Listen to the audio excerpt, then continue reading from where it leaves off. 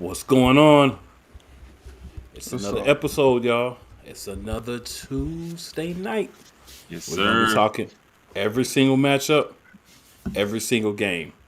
We are being joined by a gentleman that's going to be helping us represent the Raiders moving forward, and that's my man Rod.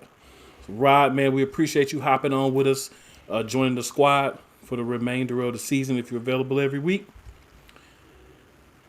Welcome to the show, man.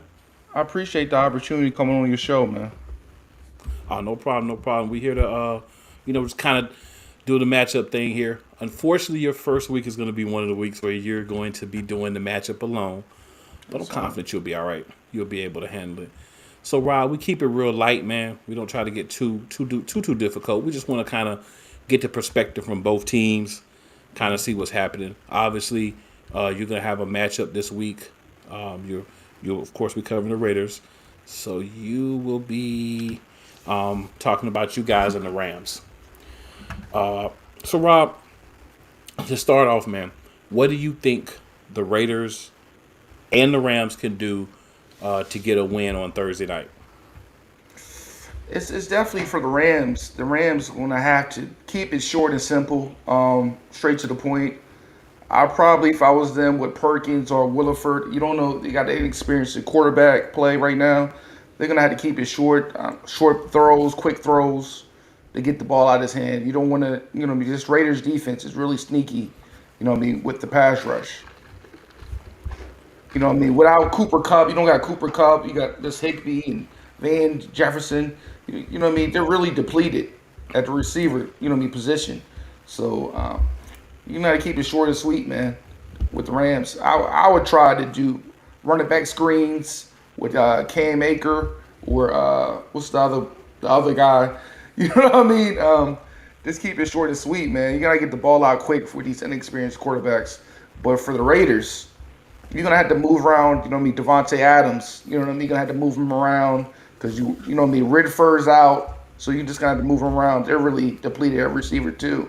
So they just got to move him around. But it all starts in the trenches for the Raiders with the offensive line.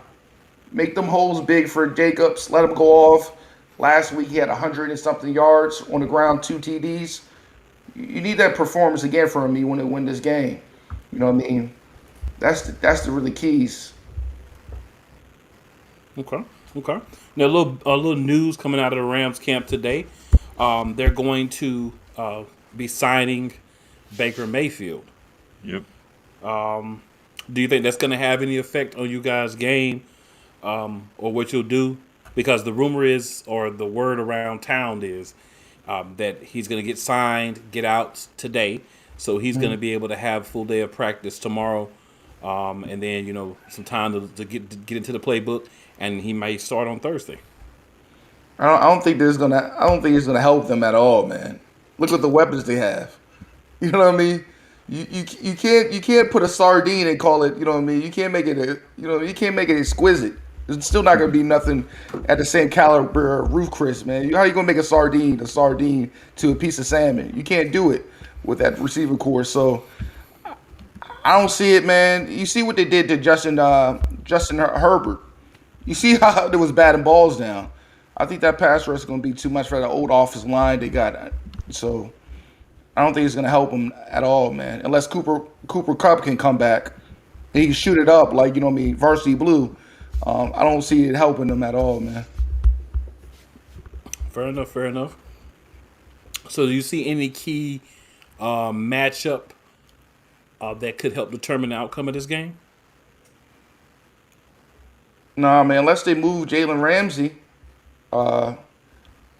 and put him on Devontae, but what else can they really do, man? They try to cause turnovers. That's the only way they can really. If David Carr beat David Carr and have a shamble game, maybe. That's the only thing I can see, really, honestly. But I don't see them winning this game. Okay. The Rams ain't the Rams no more. Okay. So one other quick question I'm going to ask you as you're on talking about the Raiders. We haven't had anyone talk Raiders for a couple of weeks. So with the Raiders, we see the hole they've kind of dug themselves into as far as trying to make a playoff spot, make a push here at the end of the season. Do you think now things are starting to turn around and they'll be able to try to make a run, or are we just kind of seeing the Raiders say, hey, we're just going to see what we have, see what we need to get to move into next year and beyond? They're on a 3-game winning streak. But I don't know, man. There's a lot of if Waller can come healthy, maybe, and his defense can keep on tapping in with this pass rush, maybe. But I think they're building for the future of next year. Honestly, I don't think this is a playoff contender right now, man. It's too much for Kansas City and the other big boys in that division, man. It's too much. All right, cool. Well, Rob, man, we appreciate you hopping on, talking both teams your first time. Yep. If you'll hop into on the YouTube page, at playcallersportstalk.com/live. You can watch the rest of the show there if you like, and you can also let everybody know where they can find you there, so they can tune in to any other projects, anything that you have going on. All right, appreciate y'all giving me the opportunity coming on, man. Yes, No sir. problem, man. And hope to see you next week, man, and good luck on the game. All right, thank you. No problem. All right, guys, so we're going to go ahead and transition over to someone you know very well. My man himself, Tats and Stats. What's going on, man? Boys. What up? What Oh, up? boy. Oh, I feel like a regular again. Much. Feel like a regular again. I'm feeling good about it. Yeah, man. So, big game this week against the Big game. Division Jets. matchups are fun, huh? Oh, yeah. Divisional matchups, I tell you. We were talking before we went on the air. Me and Cedric were talking, and I want to feel confident a bit in this. I do. That Jets defense is good, man, and they usually play pretty well against my boy Josh. I feel good about the way my Bills are going, though. We had a big weekend, started it on Thursday, got the win. Always good beating Belichick. And then, from there, everything fell into place. We're back on top. We're in the driver's seat, not only in the division, but in the conference too. You look, Bills came through a rough patch there. Josh wasn't playing great, couple tough losses, and 2 weeks later, we're back on top in the driver's seat, control our own destiny. It's a good time to be a Bills fan again. It's nice to be back on top. I hear that, man. So, the Jets are obviously playing very well right now. They're a team that's Jets. a little bit more dangerous than I think a lot of us thought. And I think a big part of that is Mike White. I'm not going to do it this week. Yes, I am. Mike who? Mike White. I can't help myself. But I think he's a big part of it. But do you think that this is going to be a very difficult game for you guys? Or do you think you guys are kind of getting back on track now? Josh Allen seems to be throwing the ball a little bit more confidence. Not necessarily that the injury's any better or not, but maybe he's been doing it for a little bit. He's getting a little bit more confidence. He's not as nervous, not thinking about it. Just out playing football again. Or what do you think's happening? Looking at Josh, and I know I talked a little bit about it last week with the injury and stuff, and how I think it was more in his head, not so much in his elbow. Yeah. You look at the game plan 2 weeks ago, and it was a very simplistic. I equated it to like a college style one read offense: snap, throw, snap, throw, snap, throw. And if it was snap and if the throw wasn't there, it was snap, throw. Snap, look, check down. There was nothing to it, right? Last week he had time. He went through his progressions. He looked through, picked, and really very efficiently picked apart that defense for the Patriots, and had a nice complimentary run game to go with it. That complimentary run game comes in huge. You got two guys, I'm starting to call them gash and dash. Singletary's going to gash you. He's going to hit, 8 to 10 to 12 yards, and then Cook's going to put his foot in the ground and go and get 24 to 40, anywhere in between there. And that was very complimentary football, right? Good defense, good running game, good passing game, no mistakes. That's what it's going to take, right? That's what helps turn the team around when you start playing well on all sides of the ball. Again, this Jets team, this Jets defense specifically, plays really well against Buffalo, almost always. And then you look back and you're like, okay, so if this is a tight game with their strength on our strength, well, we have a good defense too, right? And everyone's all hyping up Mike White. And we've seen this before. to the point that I have stats. I got it together for you because I'm the stats and stats guy, right? Mike White in 2021 got his first kick at the can against the Bengals. Goes 37 for 45 for 405, 3-2. Starts off against the Colts. That defense last year was playing really, really well still. 7 for 11 for 95 and 1 before he got banged up and came out. Then he plays Buffalo, goes 24 for 44 for 251 and 4 picks. This year, Mike White comes out against the Bears. The Bears defense, not the Bears defense of old. 22 for 28, 315 and 3. Oh my God, we got competent quarterback play. Absolutely you do. Plays the Vikings last week. 31 for 57 for 369 and 2 picks. Almost won the game. A lot of heart, a lot of drive. And now game 3 is coming up against Buffalo, whose defense is somehow better than it was last year, even without Von Miller on the field. That pass rush impressed the hell out of me last week.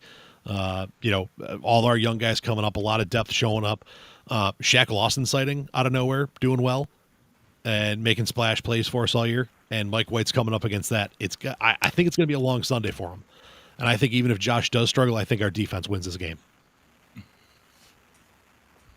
Fair enough. Fair enough. Said, any questions? What are you hoping to see out of the Bills, or what are you hoping to see the Bills do well? I want to see game?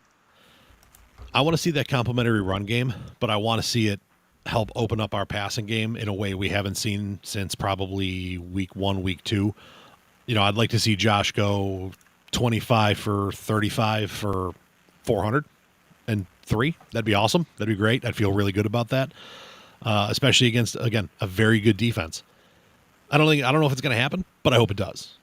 I would like to see our offense click on all cylinders to really see what they can do against a solid defensive team. Fair enough, man.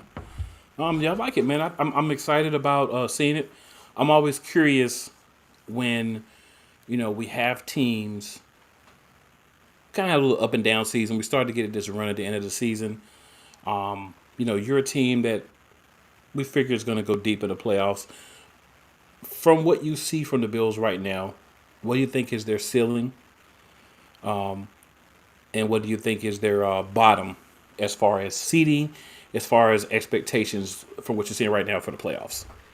I mean, I think the expectations are where they were the first week we had the show and we talked about it. Their ceiling's the Super Bowl. It's hoisting the trophy at the end of the year. And that little sputter in the middle of the season that we're kind of notorious for the last couple of years. I mean, we all remember the 9-6 barn burner against Jacksonville last year. That inconsistency that creeps in, I think, is that scary bottom out. I don't see a world where we don't make the playoffs. But if we hit that, Josh playing above his station, trying to do too much, you could see the Bills exit in round 1. I don't think it's going to happen, but that is absolutely a possibility. You run into the right team coming to the playoffs, it's one and done, man. If you're not playing right, you ain't going to last long. And honestly, that inconsistency is what scares me a little bit. It definitely makes sense, man. It definitely makes sense. So we're going to call a little bit of an audible here, as we don't have some of our people ready yet. So what we're going to do, Sid, is we're going to hop in and find us a game that we're going to need to discuss ourselves. We'll just get with that. That way we can get some of the guys an opportunity to kind of hop in. Cool. So, Derek, man, definitely appreciate you hopping on, man. Definitely make sure you hop in the chat. I posted a link in our chat. Just make sure you hop in on the YouTube. Let everybody know where they can find you.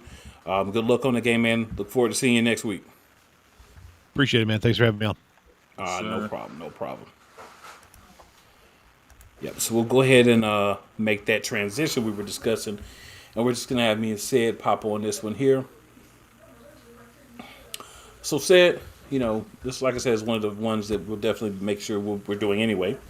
And that's going to be the Vikings and the Lions. So, Sid, give me your thoughts on the Vikings, and of course the Lions, and who you think will win this game and why. I mean, man, Lions put up a 40 burger. They're pretty hot right now, but I mean, the Vikings are they've been rolling all season. This is gonna be a fun game. Definitely gonna be a fun game, and because I mean the Lions are sitting right there, man, right outside the playoffs. So you could say they're kind of trying to maybe make a push towards the playoffs. I know the Vikings are leading that division, but you can't count the Lions out right now. They're actually playing some decent football, um, but I think the Vikings are gonna pull this out though. So this is one of the games I thought a lot about this week. I think what I've gotten from this game is we have a Lions team that has been playing a lot better. I mean, I talked about this earlier in the season. They were losing, but they were still playing a lot better.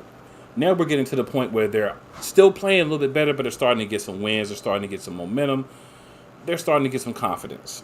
I think when you talk about Minnesota, we joke a lot about Kirk Cousins and about how he's a better quarterback at 1 o'clock. That may be true, but I do feel like that momentum is a lot. So I think that Minnesota is the team that should win. But I think that Detroit, they're not really feeling like they're going to go anywhere this year. Kind of feel like they gave away some games they should have won. So this is your opportunity to say, hey, we're going to go out and beat the second best team in the NFC, one of the better teams by record in the league. And, we're going to leave our mark. So I think I'm going to pick a little bit of an upset here, and I'm going to go with the Lions. Oh, nice. I can see it happening, man. Minnesota's lost, harder games for sure. Yeah. So yeah, I think that's definitely a strong possibility for what could happen with that game. Doesn't make me that's definitely what's going to happen, but I definitely feel like it's a good possibility. We got here hats, tats, and stats. I always say 2 of the 3 every week. I don't know why, but that's just what I do. But yeah, anywhere you listen to podcasts, you can find hats, tats, and stats. So definitely check them out. And also we have one of my guys, Big E. Talks about Cousins pretty inconsistent though, especially when he should be and when the slip is up for Minnesota. So yeah, I think it's definitely a possibility for it happening. Yeah. I like to kind of. No, go ahead, sir. No, I was just gonna say, yeah, I agree with you there, man. Like, Kirk Cousins definitely is, like I say, he's the best average quarterback out there. So it's one of them, like, even if you pick him, you're like, yeah, I can still see him losing, and I wouldn't be surprised. Yeah. And I think that's you're right. I mean, even if you say, I think Kirk Cousins is gonna win, you're still like, if they lose, I wouldn't be surprised. And that's the part where they it's got a like, squad though. They got playmakers, but I mean, man, what's his name? Amon St. Ra? Bruh. We're going to be talking about him a lot next season for sure. You know what I'm saying? And him and Goff are clicking right now. And they could click and go right off on Minnesota right now, And I just feel like, the Lions, they shut down, Justin Jefferson. They shut down Dalvin Cook. They got some feisty players on defense, man. They totally could come out. And like you said, they got confidence, man. Confidence is a hell of a drug, especially in football. Well, like Rick James would say. He would say something else is a hell of a drug. But right? I feel what you're saying. I feel like it should be a good game. It should be an interesting game for sure. Which is, I guess you could say that about the Lions. They have been pretty fun to watch for the most part. Yeah, they definitely have, man. I've just been interested in how well, at least I feel like they've been playing, right? I mean, you don't always win, but playing well is important. So for me, I feel like it's going to be one of those where, I mean, if you're looking at it, yeah, you feel like the Vikings should win. I mean, it's a no-brainer. I don't think anybody's going to sit here and be like, there's no way the Vikings could win. But I do feel like if we're looking at a team who could win that we don't expect to win, I think we got that team. And that's a motivated Lions team that's out here to, show people who they are. Shoot, so they're number 2 in that division. The Bears are eliminated from the playoffs. Yeah, it's not really saying too much, but that is true. At least you still have a half dog in the fight, right? They're above Aaron Rodgers. I feel like as a Lions, I'd take that and run. Take that to the bank. Absolutely, absolutely. So yeah, man, we're gonna go ahead and move to the matchup. We're bouncing around a little bit here just to, get some spots here. So we're gonna go to the Baltimore Ravens and the Pittsburgh Steelers. So let's make that move. So Mr. Joseph Jenkins, Mr. Tomlin, how are we doing today, gentlemen? I'm doing all right. Fucking Mark Andrews. Got the bus. Hey man, he's not an important part of that team, man. Let's not say such things, man. The most important, right? The most important part. Hey, he's definitely going to be the most important part of the next couple of weeks. Yeah. He is the part the next few weeks. Right. Definitely, Shit. bro. Definitely. I mean, you hate to see that happen, but things happen. Peyton, how's it going today, man? Oh man, it's good, man. I was over here talking, man. I had the mute button on. It's good. It happens. Absolutely. Good times. Still a nation. Let's go. Whew. All right, so y'all know how this goes, man. Any big news coming out of Baltimore this week that you might want to share with us, Mr. Jenkins? I know the news is he's going to be out for a week, so we get to see Tyler back up. And, good with it. Okay. Any big news from the Steelers Nation, Peyton? Oh man, just that we won our first back-to-back games. Back-to-back. Okay. Yeah. We got a young, frustrated wide receiver who's about to show off this week. More than likely. Okay. All right, so Peyton, man, talk to us about what's the keys to victory for your Steelers.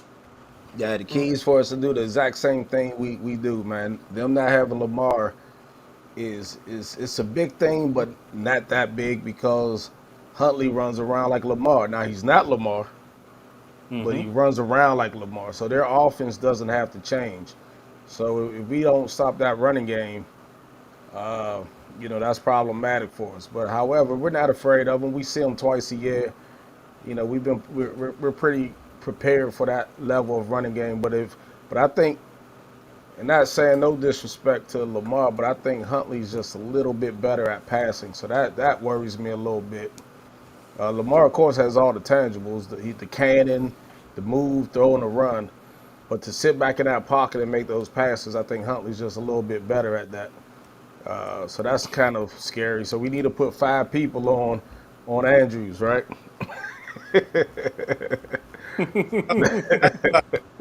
Stack the box. Hey, man. Some people think you should put multiple people on the running backs. You should. You never know, man. That's in the game on the team, right? Hey, we just faced a team that's very dominant in their running game, and we held them in check. So Atlanta's running game is off the chain. We held them in check. We're built for running games. We're the AFC North, man. Everybody can run. You know what I mean? That's nothing new to us. That's what we do. So you look at Cincinnati with their running game, beast.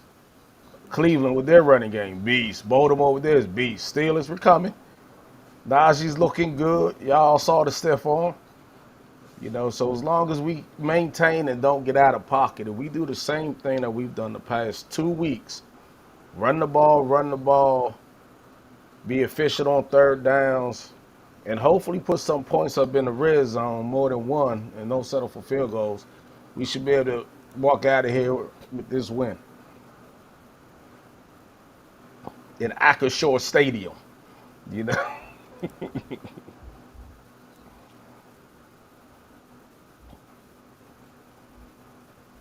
Okay. So, Mr. Jenkins, same thing for you, man.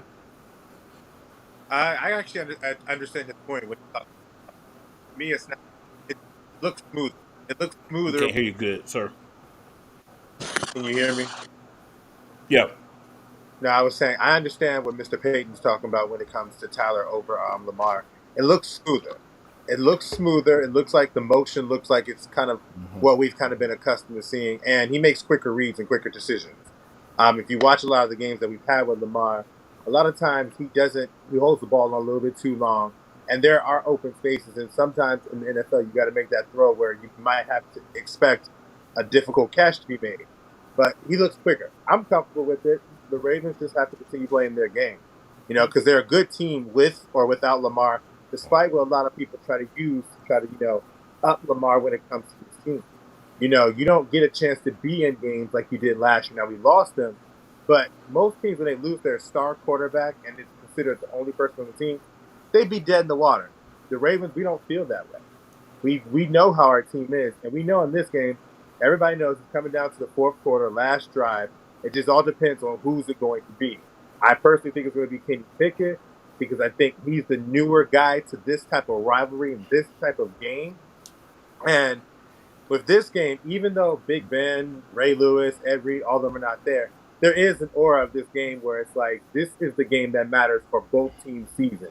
Like, if you really want to show that this is your division, yes, Cincinnati's now, we respect it, but it's really between these teams, like, about each other. I know that George Pickens and Deontay Johnson are going to get off on this on passing defense because, number one, it's not just about the secondary. It's the fact that we can't get to the quarterback. I mean, everybody dashes you up when you can't get to the dang quarterback. So it's like, we let Russell Wilson kind of look a little bit more above average when he's had a very bad year this year. So I know Kenny Pickett. I've watched Kenny Pickett play. He can make the throws. He's got that ability. Now, I still think we're going to win. The only difference between Lamar and Tyler that I think is why people start him to be the better quarterback is that when the game's on the line and you need that it run or that it pass, he's been shown to make that, and we haven't really seen that from Tyler yet. Now, he won the game this time against Denver by launching and diving for the game-winning touchdown. So maybe that transpires here. But I will say, and I always like to go back to the bets. I'm taking overs on all of my weapons because I feel comfortable that Tyler's going to get at least 250 yards passing and getting the ball around to the guys because that literally happened that game when he came in in the middle against Denver. Everybody got the ball. So we spread the ball around. It'll make difficult for Pittsburgh, and then you just give it to the best player on the offense, Mr. Gus Edwards, and let him finish the drive in the end zone. Yeah. So crazy here. I've been thinking maybe if you have a response real quick, like a minute, we're about to move on to Mr. Brooks next, big time himself. But maybe the Ravens are not paying Lamar because they're going to go with Huntley moving forward. To be honest, I'll be quick. The Ravens have shown that they don't bend for a player for nobody. I mean, Ray was going to walk his signing, but he didn't bend. We let Ed Reed walk. Didn't sign him. Bro, thugs, that they know they have to invest in the guy, but we always are thinking of long game. So if Huntley, we don't mind if it has to be Huntley because we've never got a chance to see him in the offseason to really prepare for this. But yeah, I think there might be something to that. I do. Oh, wow. I had my phone down on mute and I just missed it. Sorry about that. Real quick, I was just going to say cool. I think there's something to that. I do. Because the Ravens have shown that they've not been afraid to make a player push to the wire. We let Ed Reed walk. We almost had Ray Lewis about to walk. Suggs and Anada. So they believe in Lamar, but at the same time, they play the long game. And if you're going to break their bank and not be able to allow them to sign people and build sustainable success for the years to come, then they will let you walk, no matter how much it may pain the fan base. I'm already prepared for this outcome. Fair enough. So, gentlemen, definitely appreciate you both hopping on this week. Definitely make sure you hop in, let everybody know where they can find you. Good luck to both of you on the game, and we'll catch you back next week. Still a nation. Out. Good one. All right, ladies and gentlemen. Woo! Mr. Big Time himself.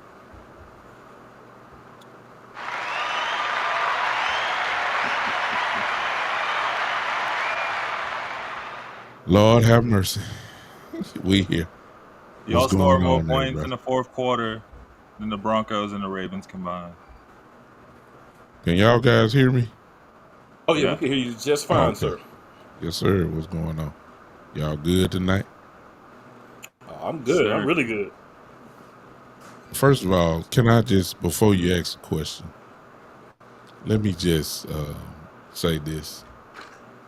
I understood what the Steelers representative was talking about,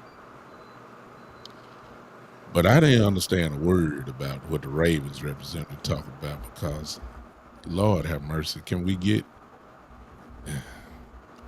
I didn't hear nothing he said because he was going in and out, and I was really interested and wanted to hear what he was saying about Lamar Jackson, but it sounded like an old 1972 kung fu movie. No, going there. I'm then like, good God, son. I mean, yeah, help me here. I didn't get that part, but he was all right. You know what I'm saying? I believe he said that Hundley. You raised up a great question, Cool, because by now, you know, it's almost kind of like Aaron Judge. Like, you know what you got. You got a MVP caliber dude, and it's very strange that this dude has not been taken care of, and they see what he is, and it's like they don't really want to pay the man. That's what's getting me right now about that. And I think you hit a nail on the head with Hundley may get paid. I'm starting to feel that just a little bit. I really don't think it's gonna happen, but it's something going on there. That's just what I'm thinking.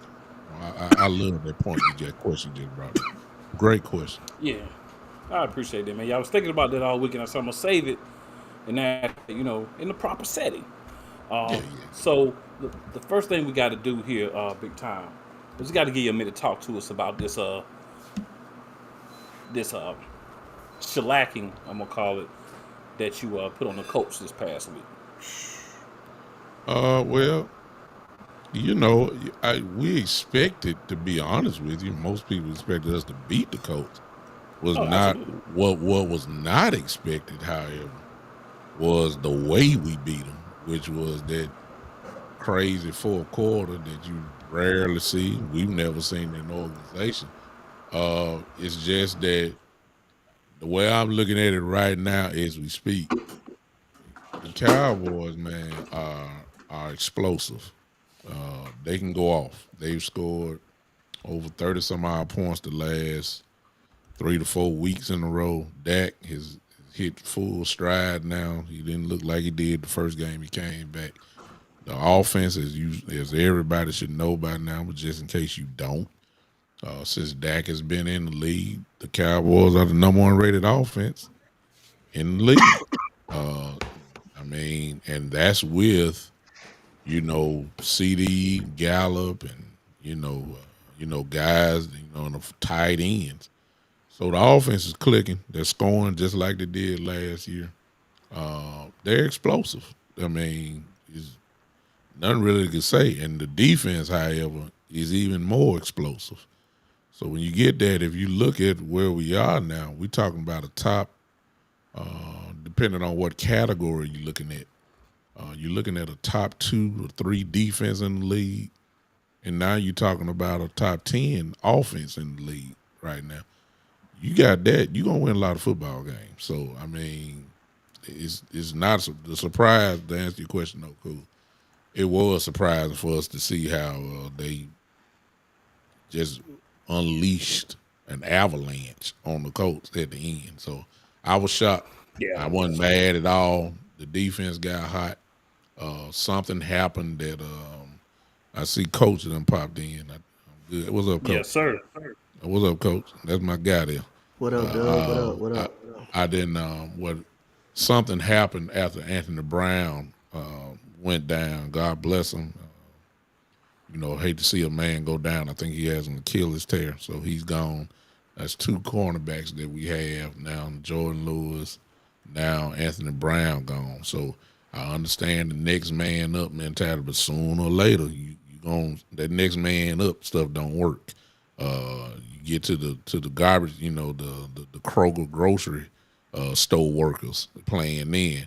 Unfortunately for us, we're deep, so we're good. We just got, but they're not. There's a reason why Kelvin Joseph it was on the bench. It's a reason why, Duran Bland, even though he picked off a lot of balls, was on the bench. But I did see something cool in Coach and Cedric. The defense got a whole lot faster, even though we got a lot of rookies there. And speed, it kills, and that's all I'm gonna say about that. I just got to see how they finish playing. They got faster with Kelvin Joseph out there, and then Duran Bland playing the 3 cornerback. But that's another conversation at the whole time. I'm sorry. What's up, Coach? I really just started talking about that because, to be honest with you, this really, shouldn't be much to talk about this game. Coach, you already know what's going to happen. Just don't even, go on show up, but you know what's about to happen. So, I would just want to hear. I get out the way. I just want to hear how you feel like y'all gonna beat us in 4 quarters, but you know what's getting ready to happen. So let's go here. I'm Well, done. I ain't all about that talking right now. So we'll find out Sunday. So I ain't gonna I clap like back it. like I that. like So it. that's not me. First of all, like I say, like I say, I'm curious how we're gonna score against Dallas. Our offense has been the main problem all season. The defense has been competitive. The defense has been nothing short of competitive. We the only team. I don't know if this is correct or not. We the only team to lose a game on the loser game, how we did last week without an offense scoring a touchdown. We gave up a 75-yard punt return, which is on special teams. We gave up a fumble. We had a fumble, which is on the offensive side of the football, and a return back by Denzel Ward. And it was another. I forgot how else they scored, but they scored 2 times on the defensive side. A scoop fumble, 2 picks. They scored 2 scoop and score fumbles, and they had a special team touchdown. They had a whole special team touchdown, and we got our touchdown late in the game. But like I said, I thought the defense played well. And they've been playing well all season. But again, I'll say again, we don't stop the run very well. We're not good in shedding blocks, and we just don't have the offense. We just don't have the offense to compete. And it starts with our quarterback situation, and our quarterback situation is just a mess. Now we don't know who we going. We got Kyle Allen, who looked it bad. He's garbage. He's a bum. He deserves to be a backup quarterback. Davis Mills, he's not so good. He's a backup quarterback at this point of time right now. So I'm curious as to how we're going to score points. But like I say, that's going to take a toll on our defense coming into Dallas because I'm trying to figure out how we're going to stop Dallas ourselves. So at the end of the day, be prepared for our defense to be on the field a lot this Sunday against the Dallas Cowboys. I'll throw this in because this what happened with the Colts. Number one, there are 2 factors that, well, really 3, but 2 that may give some hope. Number one, whenever a team plays the Dallas Cowboys, whether it's the road or at the house, they always seem to play the best game. It's just the moment. Everybody's watching, so you crank it up a notch when you see the star come in. It just never fails. It's been that way for years and years. Everybody play the best game against Dallas. That's number one. Number 2, which the part I do not like about my team, is these slow starts. And these slow starts give a team a lot of hope. That's what happened with the Colts. We didn't stomp on them right at the beginning. They would have took it all away. Instead, we were really in a game all the way until the 4th quarter. Matter of fact, they had taken a lead, matter of fact, and all that. I mean, it was a competitive game. And the Colts, who don't score any points, all of a sudden had 19 points on the board. And it was like, and I think they was averaging 17, if I'm not mistaken, something like that a game. They weren't even getting close Yep. to scoring. Jonathan Taylor still had 92 yards. So with the run defense, even though they say we played better, the run defense still is not settled at all. To me, at least, not to the point where we say we made it there yet. So these slow starts, and one thing that we did do very well on, we only had 3 penalties. That's not Dallas. We usually get about 8 to 9 to 10, all that kind of stuff. So that shut it down. So if we're not built for 1st and 15, 1st and 20, and all that kind of stuff, These are the things that'll give a team hope and give them confidence. They still some NFL players over there. So, and I'm just like Coach. I agree with them. Any given Sunday, things can happen. So I've seen it too many years, but the Cowboys should handle this game. I ain't saying they're gonna score no 40, 50 points, but they should. When the clock strikes 0, they should have a win. That's just the bottom line. It's no excuse. It should be over with. That's just. Yeah, I mean, the Colts, like you said, man, that was a game going into the fourth quarter. It was a 21-19 ball game at that. The Dallas Cowboys was only up, I mean, by 2 points, and most of that, their receivers was making some hell of a plays in one-on-one coverage. Their receivers was making some hell of a plays. You saw the catch by Alec Pierce. You saw the catch by Alec Pierce. You saw the double move by Doolin on Trayvon Diggs, where he bit for the slant. He bit hard for the slant, and then Doolin turns it into another route. So their receivers, they were able to score some points, but the problem in that game, I thought, gave Dallas momentum. The turnover battle. They won the turnover battle.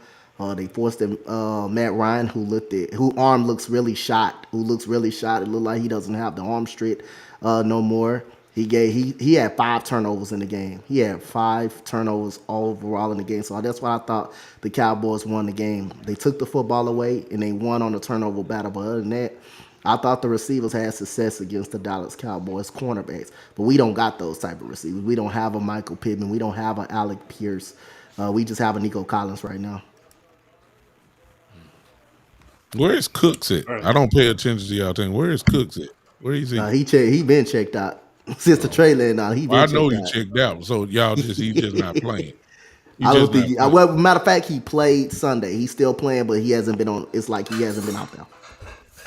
If he's motivated, he's he's good. Yep, he's a problem when he's out there. When he's motivated. When he's about this. Yep. I hope he stay unmotivated this week. Unmotivated. Just wait till next week. That's the only thing I'm saying. I need the W, and here's the most important thing.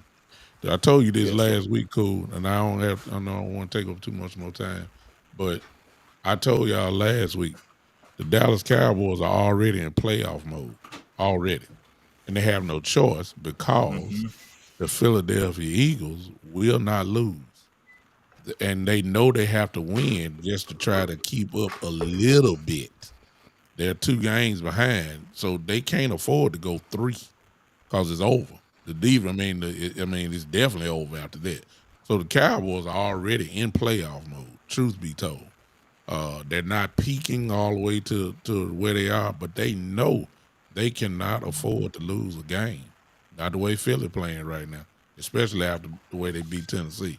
So we're already in playoff mode, which I love, actually. It's do or die right now because you want to try to have a chance to possibly win the division. So we're already in playoff mode. We focused.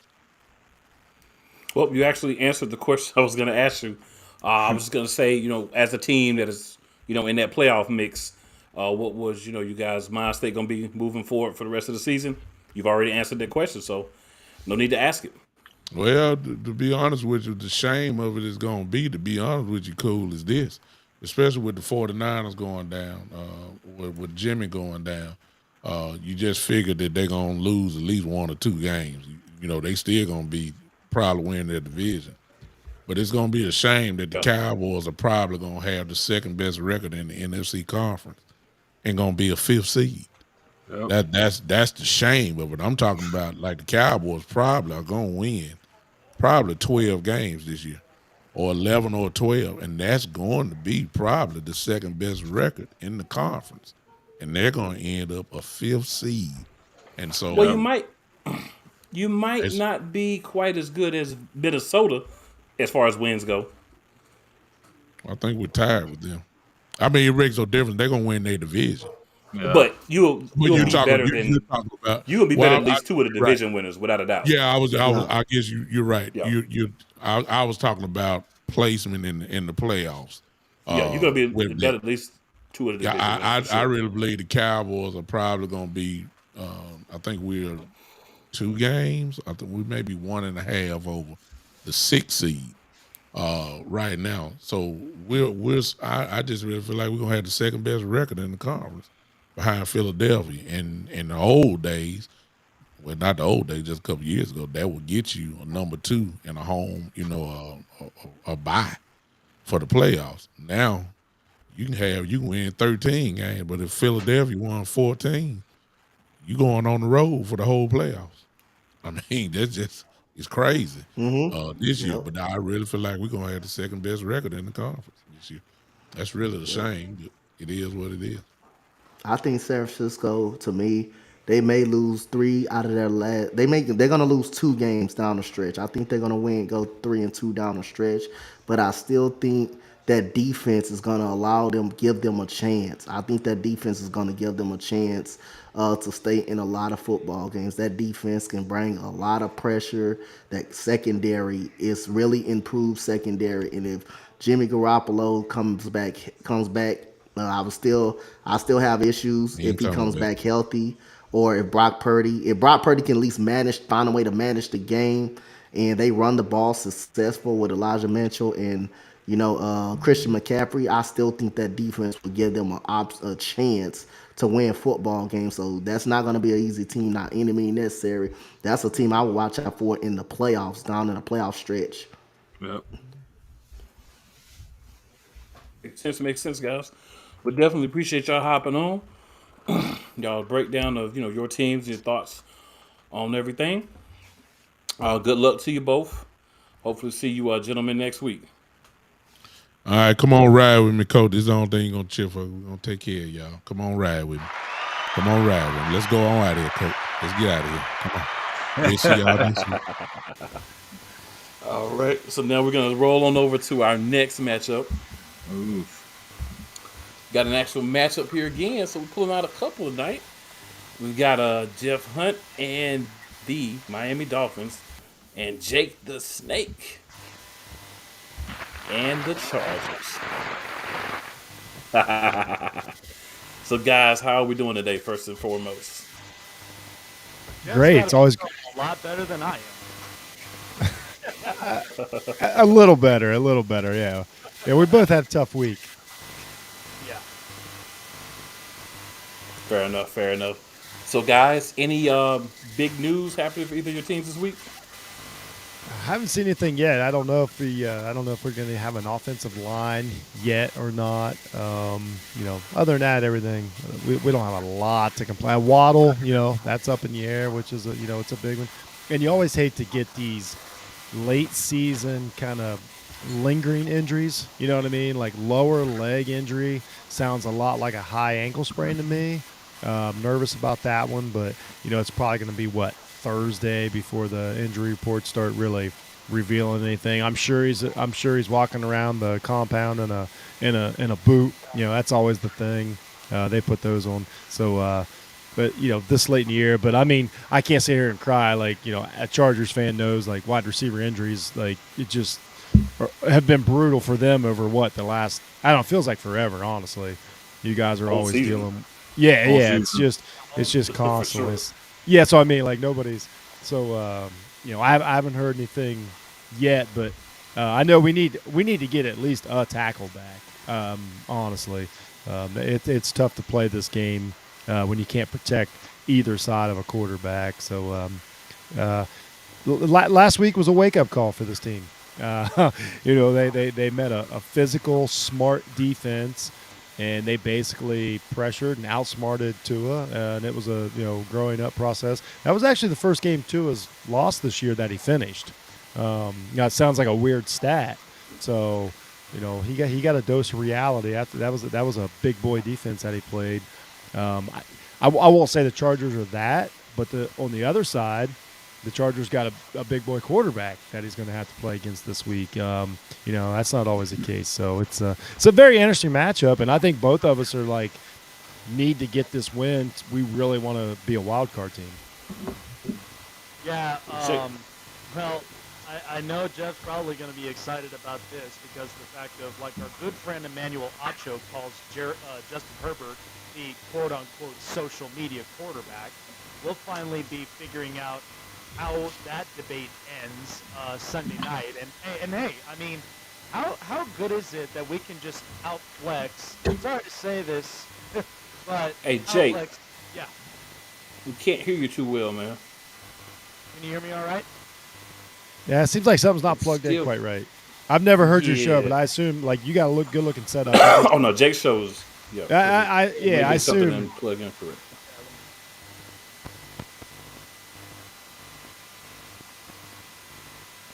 Plug it in, plug it in. Here. Can you guys hear me all right?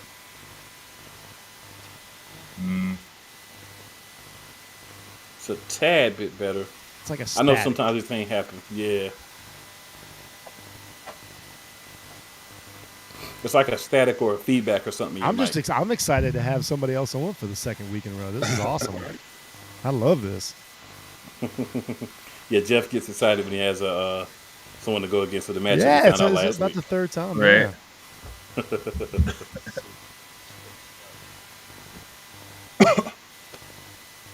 No, I can't hear you at all. Huh. It's like there's a static over top of your voice. We can hear the voice, but is that what you guys are hearing too? Yeah, like almost like a cord isn't plugged in all the way.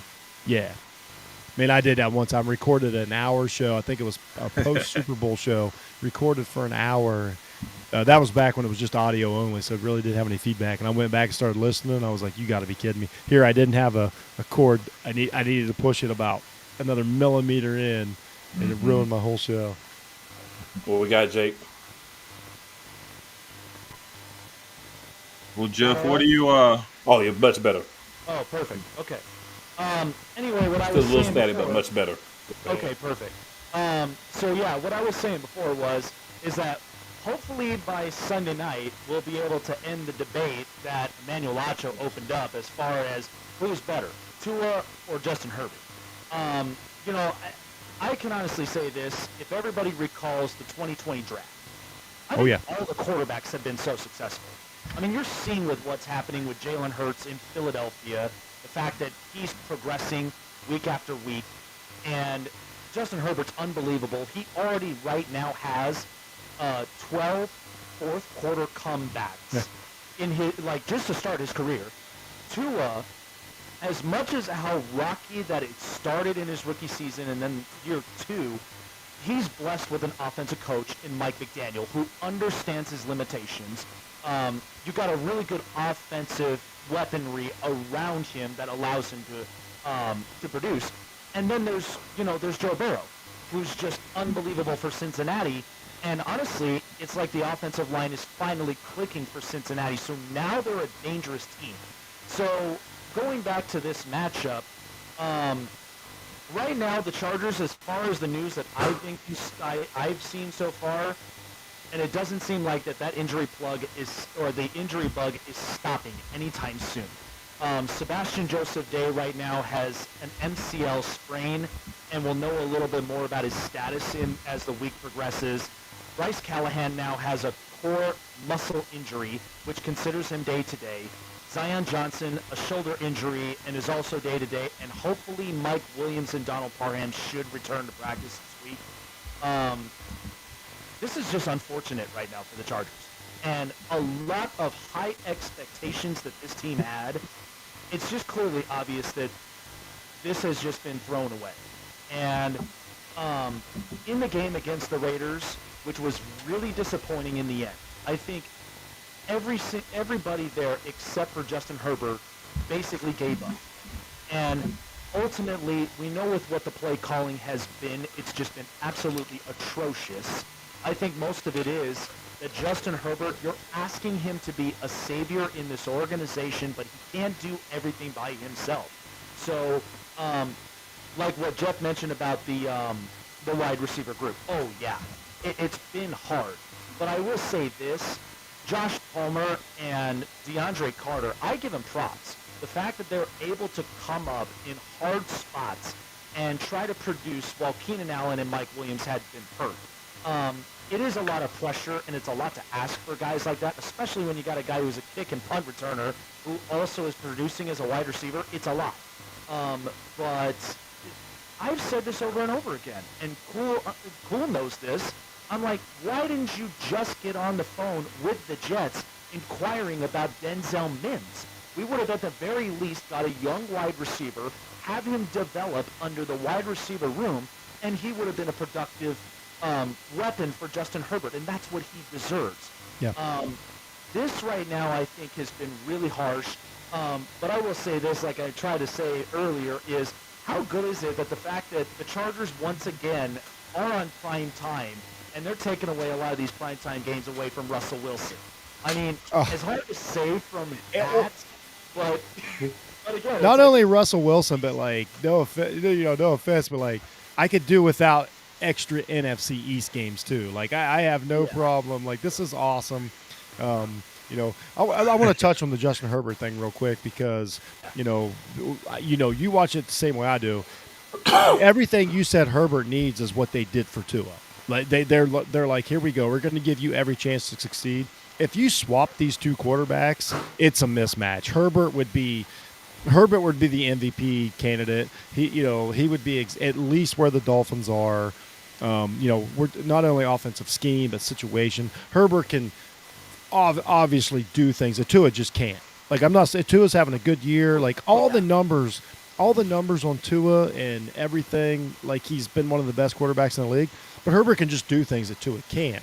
But unfortunately, with the wide receiver situation in San Diego, or I always say San Diego. I apologize. Los Angeles. No, you're good. To me, maybe you see it different. I only get to watch the Chargers on the red zone. It's just not something here in the East Coast. It just doesn't seem to be enough separation with the wide receivers. And I know it's not like you said. They're trying. They're great. I think they're great with the ball in their hands, it seems like. But it just seems like those wide open shots just aren't there. Like Herbert can hit anybody anywhere on the field as much as maybe anybody except Allen, maybe Mahomes, and he's in that category.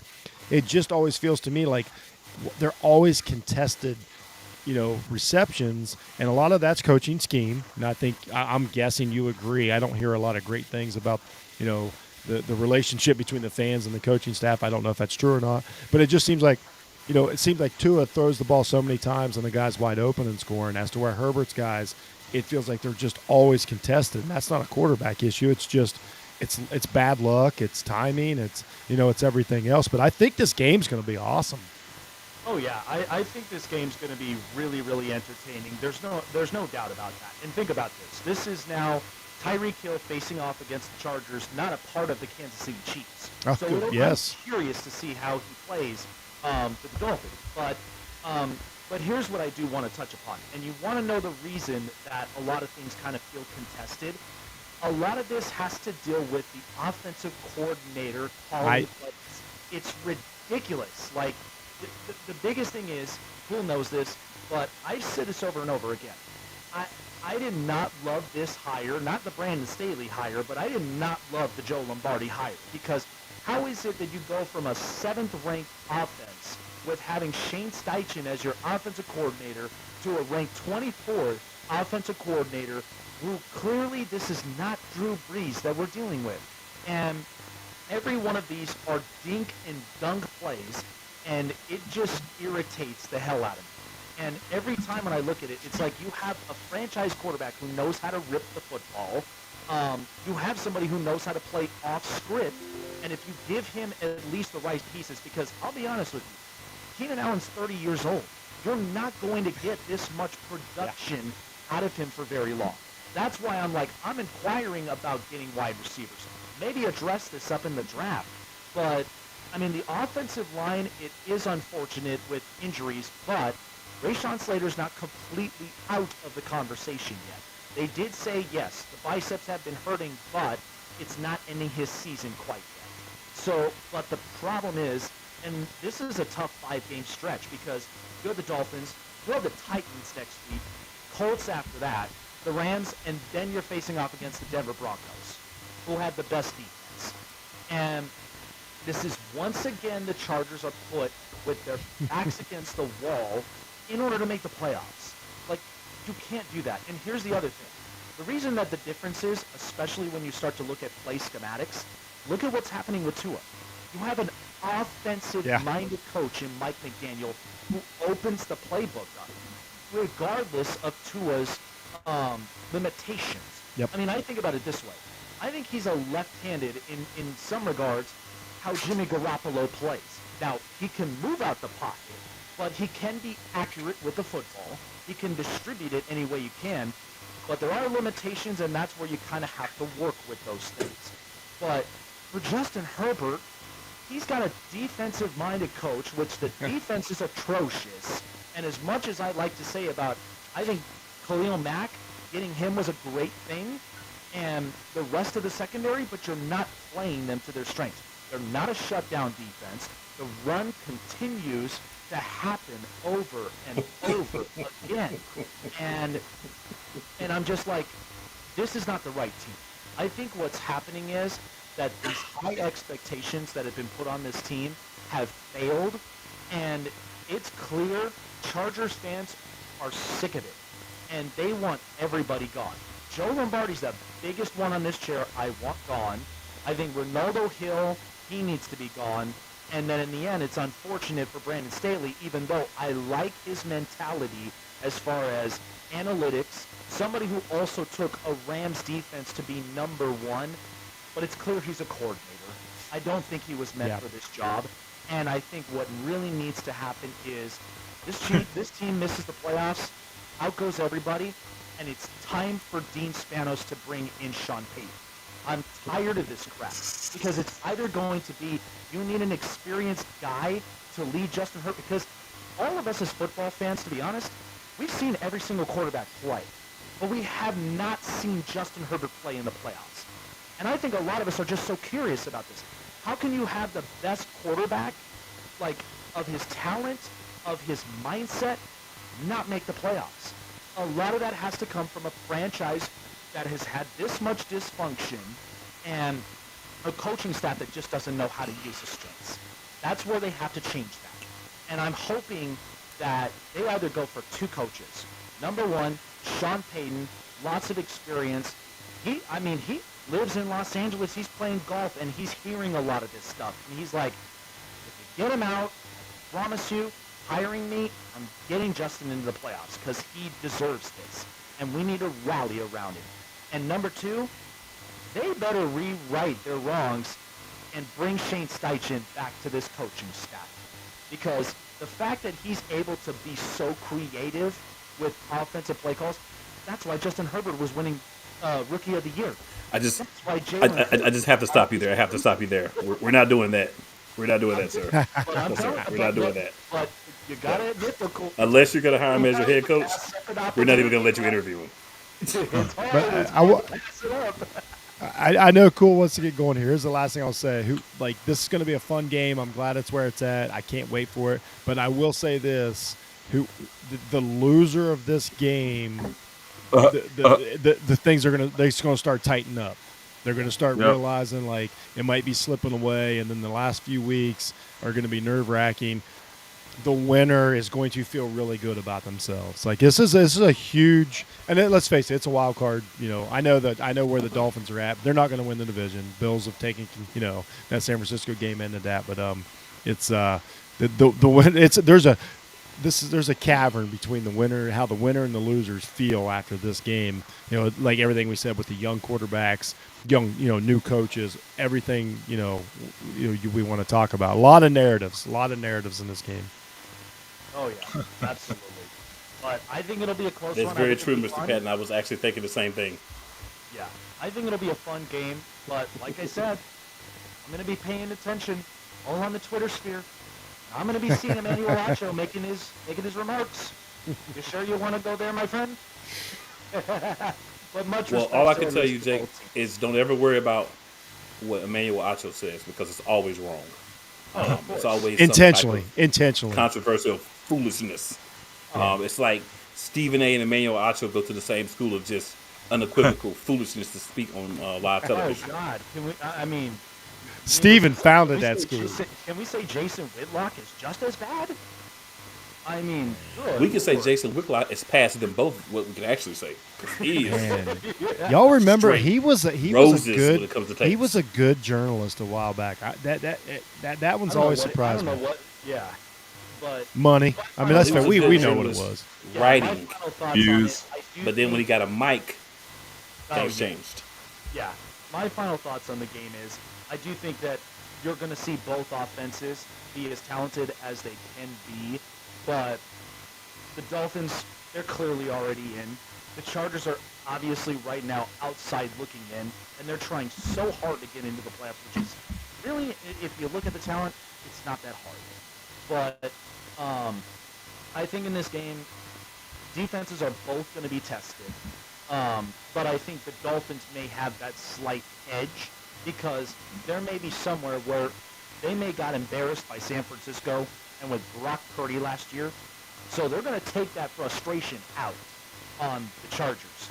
And I think for as close as the game may be, I may end up taking the Chargers to cover, but I do think possibly Miami sneaks away with the win, and I think it's reasonable to say 28, 25, Miami wins. Covers by 3. Okay. Some hot takes here on Jason Whitlock. I don't have a problem with any of those takes because No, I liked him a lot, actually. That was, yeah. Jake did a great job, and never really so did liked the him. viewers. Well, guys, appreciate you guys hopping on talking the matchup. Good luck to both of you. Obviously, somebody's got to win, somebody's got to lose. Jeff, you're gonna wanna catch my episode this weekend because former Dolphins, Texans, and Raiders linebacker Marlon Greenwood joins the show. Nice. Don't want to end up missing that, my friend. I'm in. Don't I forget, am guys. absolutely in. Make sure you hop on YouTube. Let everybody know where they can find you. Appreciate Absolutely. you. We'll have you back next week, guys. Thanks a lot, guys. All right, so we're going to go ahead and slide over to our next matchup here. Oh man, We have going solo today. all the Kingsmen. Our grizzled Back in the veteran. solo seat. It's all right, man. I'll kick it with y'all tonight, man. Hey, You handled it all right. You'll be good. You'll be good. Oh, yeah. So, yeah, man, So, you know. man, another big matchup against Tom Brady and the Bucks. Talk to us. Yeah, I mean, looking forward to it, right? I came on here last week. I said, that Miami game was going to, in my mind, be the test for this defense. We're going to find out, was our defense really that good, or have we been beating up on bad teams? And we got our answer. They're really that good because they shut that Miami offense down outside of 2 blown coverages. So, Tom Brady's coming to town this week. A lot of people talking about, Tom Brady had a vintage Tom Brady fourth quarter. I'm going to go the other way. I'm going to say that the Saints blew that game. I feel like they had that game put away and they let them off the hook. They didn't green them. So I'm feeling pretty confident about this week, man. Tom Brady's offensive line has not been that great this year. And we all know that if Tom Brady does have one weakness, it is if you can pressure him, it creates a lot of problems. So I think my defense is going to wreak havoc on that Tampa Bay offense again this week. Fair enough. So any big news that you may want to discuss with us in regards to the San Francisco 49ers, sir? Well, I mean, man, there's something, going on out there. First of all, shout out to John Lynch and Kyle Shanahan for suckering the Rams into signing Baker Mayfield. Well played, gentlemen. Well played. Appreciate the gamesmanship there. We didn't even put a waiver claim in for him. So, Jimmy Garoppolo went down. It was thought to be season ending. Turns out he does not need surgery, so he could be back as soon as the divisional round of the playoffs. What I saw out of Brock Purdy last week is encouraging. I try not to get too high on it because anytime you have a rookie quarterback coming in, especially in a backup role, there's not a lot of film on them. People don't know what to expect. They didn't prepare for that person. And his skill set, I think, falls somewhere between Trey Lance and Jimmy Garoppolo, right? He doesn't necessarily do some of the things either one of those guys does great, but he also does a couple things that neither one of them do. So what I saw was kind of a blend between their two styles. And it's going to be interesting to see as we move forward how defenses adapt to that and how he actually handles defenses adapting to him. But what I did see out of him was he made some tight throws into some tight windows.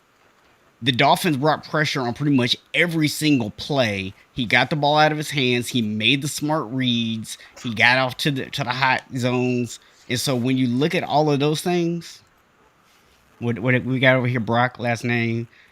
Yeah, they got a different name for Brock. I won't say it on here because this is a family show. But they got a different name. They call him out there in San Francisco. You probably figured out it's, big and rhymes with Brock. So, but yeah, we're gonna see what happens with him, right? That's gonna be the question, I think, for this team going forward. But for this week alone, I think it will be a good challenge for him, right? The Tampa defense is obviously a little bit better than the Dolphins defense. So we'll see exactly how they play. I do think that Todd Bowles is going to probably try to do a little bit more coverage, not just do this like cover zero stuff the Dolphins tried to do. I think they're going to try to show him some different looks, see if they can confuse him with some coverages, and see what happens. We're obviously going to need to lean on that running game, but look, you got Debo, you got Ayuk, you got Kittle, you got Jennings, you got McCaffrey. Let those guys do the job. All you need to do is get the ball in their hands and let the playmakers make plays. As long as Brock Purdy can stay within that context and not try to go out there and be the hero and try to win the game by himself, we're going to be fine because our defense is going to keep us in it. Okay. Now, we've been talking to some of the guys about playoffs, kind of where you see yourself sitting there, where you expect to be based on what you're seeing from your team at the current time. So talk to us about the 49ers and where they should be based on what you've seen from them so far. And yeah, we are talking about playoffs. Yeah, man, the thing is, we don't really have too many games left on the schedule that really scared me, right? Just being honest. Like, I'm not worried about Tampa this week, really. Got Seattle next week. I'm not really worried about them. The Commanders game could be a tough one, right? The Raiders, definitely not worried about them. And then we got Arizona to finish out the season. So I feel pretty good that, we're only going to maybe at most lose one game the rest of the season here, even with a rookie quarterback in there.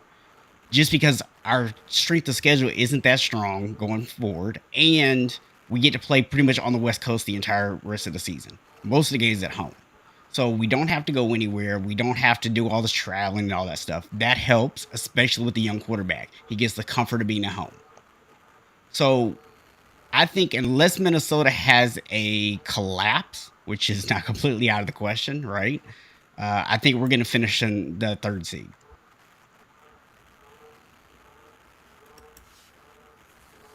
Nice. Fair enough. So any last thoughts about your matchup this week? Hey, all I'm going to say is Tom Brady, in his career is 2-1 against the 49ers. I hope that he regrets coming back.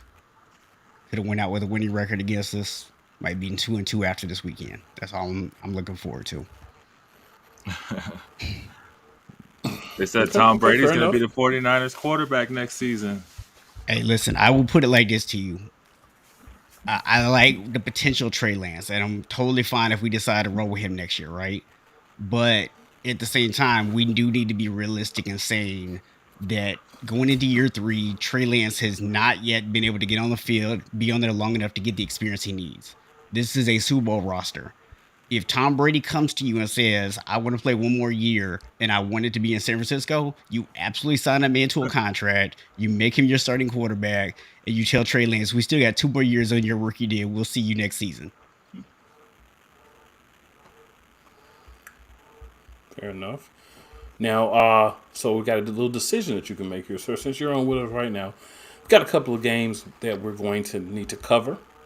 While we're waiting for one other matchup here near the end, we're going to do the Jags and the Titans. But we've got the Patriots and the Cardinals. We've got the Panthers and the Seahawks. And we have the Chiefs and the Broncos that me and Seth are going to be covering. Now, if you'd like, you can hop on. You can stay on with us. You can cover them, or me and Seth can do our thing. No, I'm good, man. We can do this. Let's go. All right, let's do it then. All right, so we'll go ahead and we'll start. We'll just go ahead and start with the Patriots and the Cardinals, even though it is the Monday night game. I'm not feeling a great matchup like I think the Dolphins and Chargers will be. I'm out of this Patriots Cardinals game. So, guys, will just let both of you go.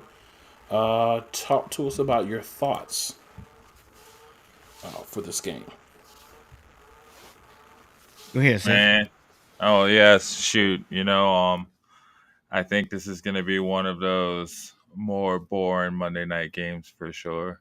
I give it to the Cardinals, but I mean that Patriots defense, man, there's something to think about for sure. And yeah, I just don't think Kyler Murray's it, man. He looks good, but he's just not that. He's not the franchise quarterback going forward. And the Cardinals have a pretty decent, at least a really good receiving core. That they're kind of letting go to waste right now. So it'll be interesting to see what they do moving forward. But I could see the Patriots pulling this one out in a low scoring game. Yeah, it's interesting, right? Because when you look at the Cardinals, you have obviously D-Hop, right? You have James Conner's actually running the ball really well. Really You have some well. other complimentary receivers out there. And Kyler Murray isn't terrible, right? I mean, he's not great by any means, but he's also not terrible. And he does have at least that ability to get out there and be elusive and have guys chasing him around, which a lot of times does create opportunities down the field. I keep going back to what me and Cool both said before the season when we did our season previews over on the Play Caller Sports Talk show, which is it seemed like at the end of last year, people started figuring out this Cliff Kingsbury offense. It seemed like defenses had made the adjustments to it, and it carried over into this year. And I think that they don't know how to adjust back to it because the talent on this team didn't get any worse, but their production has. And to me, that comes back down to the coaching. And when I look at this New England offense, some weeks they come out there and look good. Other weeks they are hot garbage. But that defense is always consistent as a Bill Belichick trademark. And I think that Bill Belichick is going to have a real nice scheme for this Cardinals offense. I got the Pats winning this game.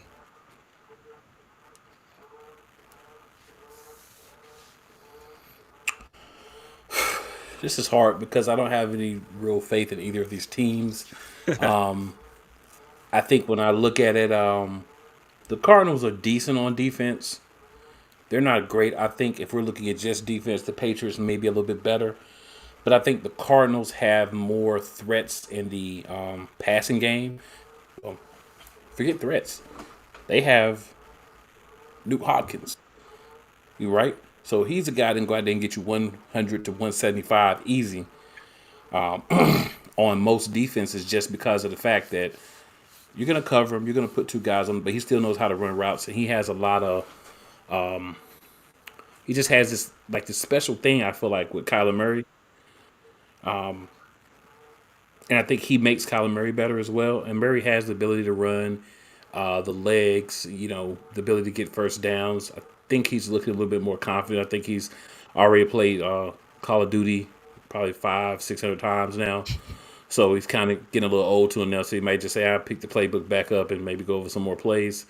So I'm going to go with the Cardinals. But I'm going to go with the Cardinals in a tight game. I think they win by 3. So not like I said, not a lot of faith in either of the teams. We'll bounce over. Unless anybody has any other final thoughts, we'll go ahead and bounce over to the Panthers and the Seahawks. All right, so I'll go ahead and start this time. And I think the biggest thing with the Panthers is who's playing quarterback because that's going to determine how well they play. We know who it won't be because he's no longer there. He got cut, right? But if they come out and they play PJ Walker, they're a more dangerous team. If they come out and they use Sam Darnold, they're a way less dangerous team. But I think either way, Seattle's kind of been really rolling. Like they're just having a phenomenal season. I think a team like the Panthers, if you're the Seahawks at home with the 12th man, you better not lose this game to the Panthers. Even if PJ is playing quarterback and they have all their weapons. I think the Seahawks are going to find a way. They've been doing it for a while.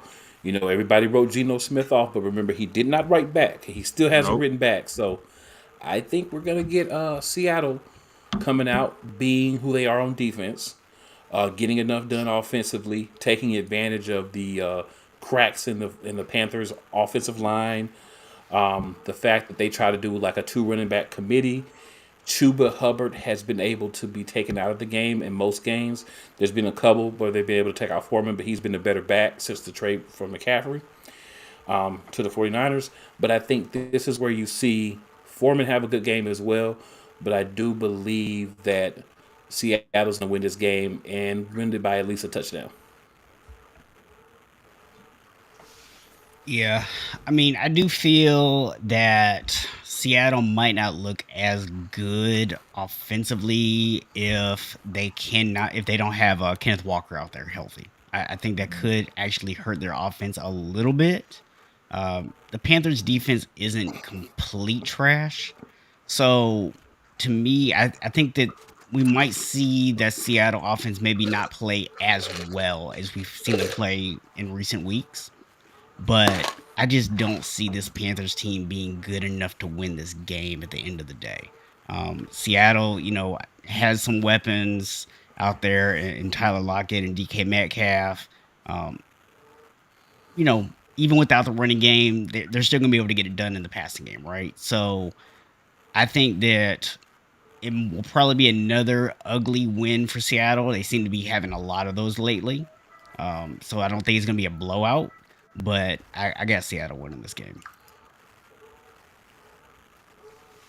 Yeah, I feel like this is a must-win for Seattle. Like Doug was saying about the Cowboys, it's the same thing for them. Every game is a playoff. They want to stay in that wild card spot, so they have to come out and win. Yeah, and keep in mind too that for Seattle, they're still trying to hope to compete for the division. They're only one game back right now, and we do have a head-to-head between the 49ers and Seahawks still coming up. So for them, they're just Seattle. They're trying to stay in that competition. Yeah, and also Seattle's the only team that can really, at least at this point, threaten the NFC East being the first team to get 4 teams in the playoffs. Yep. They're the one team that, at least so far, feels like they could threaten that by, win games and taking one of those playoff spots. So that's an interesting thing for me too. Just looking at it and saying, okay, you got a division. It's not doesn't matter if that's my division. You have a division where you have 4 teams that are capable of actually making the playoffs, and we're going on week 14. You have the Seattle team who no one expected being the team that may be able to stop that from happening. So that's a great storyline to watch. What happens with the Giants, what happens with the Commanders, even what happens with the Cowboys, and to a slighter extent, the Eagles, if they somehow fall back and allow other teams to take the division lead, where Seattle's going to fit into that picture. If they're going to stay 8th or if they're going to find a way into that top 7. That's going to be something interesting to watch too. Yeah, and absolutely agree that the Seahawks will be losing to the 49ers again. So, touring the AFC South did say that Sam Darnold starting. That's what's being said so far this week. But a lot of the local outlets are reporting that there's still a possibility that they may get PJ Walker here. I don't know what the reasoning is for Darnold starting unless there's an injury they haven't been talking about with PJ Walker. Personally speaking, I'm not saying PJ Walker's great at all, but he's been a much better quarterback for this team than Sam Darnold's been. So to play Darnold over him to me is a joke. It just shows that the Panthers either don't want to win or they have a false sense of their ability to figure out who's the better quarterback for this team right now. I mean, I think it just comes back down to, I think they've folded it in. They know that the season's over, and they're going to go with the guy who's going to give them the best chance to get a higher draft pick, I think. Mm-hmm. Tank City. Yep. I mean, it's because Here you they have already know what they have in yourself. both of these quarterbacks, right? They've seen enough out of both of them to know what they have in them. They don't need to evaluate either one of them any further. Mm-hmm. Well, what's silly, to me, is Darnold made a play, pretty good last week. And this is actually, I'll actually tell you exactly what they were saying on the radio today. The team, the fans, everyone loves Walker more. It's kind of like the situation we had in Washington.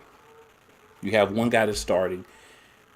I don't think Sam Darnold's played that bad, but the same type of situation. You have one guy that certain people seem to like that are the decision makers, but the team, the fans, everyone else kind of wants the other guy. And when you put him in, you get a better energy from the team. You get a better performance. Mm-hmm. But for some reason, this team here doesn't see that, and they won't make the necessary change, I think, to put them in the best situation to win. And so does a lot of the other, local sports shows. As far as that goes, who they decide to start is who they decide to start, because again, it's the organization's decision. They know what they want long term. I mean, Darnold's probably going after this year anyway, right? This is last year that they extended him, which was another bad move, but there's plenty to talk about with those. But I think the biggest thing is there's one guy who energizes the team, and there's one guy who just the team just goes through the routine and plays for. Yeah. If you're not going to put in a guy that energizes the team, are you really trying to win? And to me, that's what it is. Whatever they decide to do, man, for this game and the rest of the season, that's up to them. But I can't tell you one thing. There's one more game that we're going to cover after this next one, and that was going to be something a little personal to me. Yeah. So we got the this whole situation with the Matt Rule thing and all his foolishness. It was just terrible. I agree. You got to kind of just get away from that totally. You got to get this staff. You got to get it. If you're going to keep the coach you got, give him another staff. If you're going to just get rid of everybody, so whatever you're going to do, you need to do it this off season and try to turn this team around. It's really it's funny because I'm not a fan of the Panthers, but to hear them talk about just how sad they are about the organization here, like I hear this on local sports radio all the time. It's funny, but it's sad at the same time. I feel bad for them, but I think it's funny as well. But yeah, man, it's crazy. But we do have the Chiefs and Broncos, so we're gonna definitely let our resident Broncos guy here give us a little his thoughts on this Chiefs Broncos game. I think I know what they are, man. Yeah, we're just trying not to get loss number 14, man. So, I feel like they've thrown everything they can. They've tried everything they can. They put them on the center. They, come from shotgun. They've tried throwing the ball faster. They tried, getting to the line quicker, and they just can't seem to figure it out. And then coming against the Chiefs, who seem to be hitting their stride, even though, they kind of took that, that heartbreaking loss to the Bengals late last week. And that's another thing. They're coming in mad, man. So, I think at this point, Russ is, the Broncos are just kind of trying to make it to the end of the season, and the Chiefs are trying to make it to the playoffs, and we'll see how that goes. So I expect the Chiefs to come out and win this one. Any given Sunday, anything can happen, but the Broncos have been continuing to prove that they don't seem to want to win games. They let Huntley, lead a 90-yard drive last week, lose the game 10-9. I don't know how that happens. So I expect the Chiefs to come out on top, in this one. It'll be interesting to see how hard our defense plays through it, before they give up. But it'll probably be a high-scoring affair on the other side. What does it say? They try to prayer in the end zone. Bring back the Tebow Neal. I mean, at this point in time, Russ is feeling like Tebow 2.0, man. It's kind of hard to remember the Russ that went to the Super Bowl twice. So we'll see. And we don't have the receivers. I just have one thing I gotta say, Sid. I think you just disrespected Tim Tebow. I mean, Russ is he's a better version of Tebow. Tebow couldn't throw. I don't know if you've seen, but I know you've seen Russ this year. I'm just gonna this year. yeah, this year. So here's my thing. So first of all, Sid, let me just ask you: should I start Patrick Mahomes in fantasy football this week? Just curious. See, that's the thing, like our defense is really good. Our defense is really good, but at the same time, like they're made up of humans, and humans get mad. There's only so long you're gonna play good when you're not getting anything in return from it. So, we've been holding teams. We really have. I mean, as you guys saw, the game was 10-9. They didn't score a touchdown until the last 40 seconds of the game, the last few seconds of the game. So, I mean, it's Pat Mahomes, man, but he'll find little holes in pockets, but I don't, he'll probably have like a Josh Allen, like how Josh Allen was last week, 16 to 18 points. I feel like he'll probably be around there. Yeah, I feel like, honestly, the one thing I haven't seen y'all do outside of course, the week that y'all played us, Russ did it for like one series, and I haven't really seen any of it since, is you got to let him get out there and run around and get outside the pocket and make plays with his legs. That's where Russell Wilson, all the more reason to let that man move. Yeah. Because, I mean, here's the thing, and we said this back when you got him. Russ is not your traditional pocket passer. That's not his game. He's a guy that if you get him on the move, if he can get out there, he's making guys miss, his vision opens up. Like, I don't know what it is, but for whatever reason, when he's just standing in the pocket, he seems to have lower vision than when he's on the move. It's the opposite of most quarterbacks, right? If you get him out there moving around and he's able to manipulate a defense, getting defenders wondering, is he going to run? Is he going to throw? If he has receivers who are actually doing what they're supposed to do, going to the ball, going to the open spot in the zone, he will find them and he will make things happen. And I think so much of the issue that y'all are having offensively is Hackett is trying to turn him into a pure pocket passer. He's trying to make him run the same offense that they ran in Green Bay. And it's not a good fit for what Russ does. You need to let Russ do what he does best. Go out there, scramble, and make plays. And he will get you points. And I'm only sharing this with you because right now Seattle is a top 5 pick. I need y'all to win some games. Okay? Just, Right? Seattle could go deep into the playoffs and still have a top 5 pick. Yeah, get y'all life together, man. Come on. Man, we'll be lucky if we win 5 games this season. We'll see. I'm just gonna say Chiefs. I'm not gonna. Yeah. This Oh yeah, you notice I didn't even talk about what the Chiefs need to do. It's yeah. So y'all aren't winning this game. What we're gonna do is we're gonna bring on our last guy that's gonna be joining us. Right, we're gonna go ahead and bring in touring the AFC South himself, Mr. Mike Patton. And we have 2 games left to talk about here. So I'll let you guys pick which one of those 2 you'd like to talk about first. So we have the Jags versus the Titans. Doesn't like our Jags rep's going to be able to make it tonight, and it's okay, that happens. And we have the best team in the NFL versus the Giants, another team for the best division in the NFL. Oh. So which game would you like to talk about first, guys? Yeah, whichever you want, man. Doesn't matter to me. End strong, so let's do the Eagles-Giants game first. All right, let's go.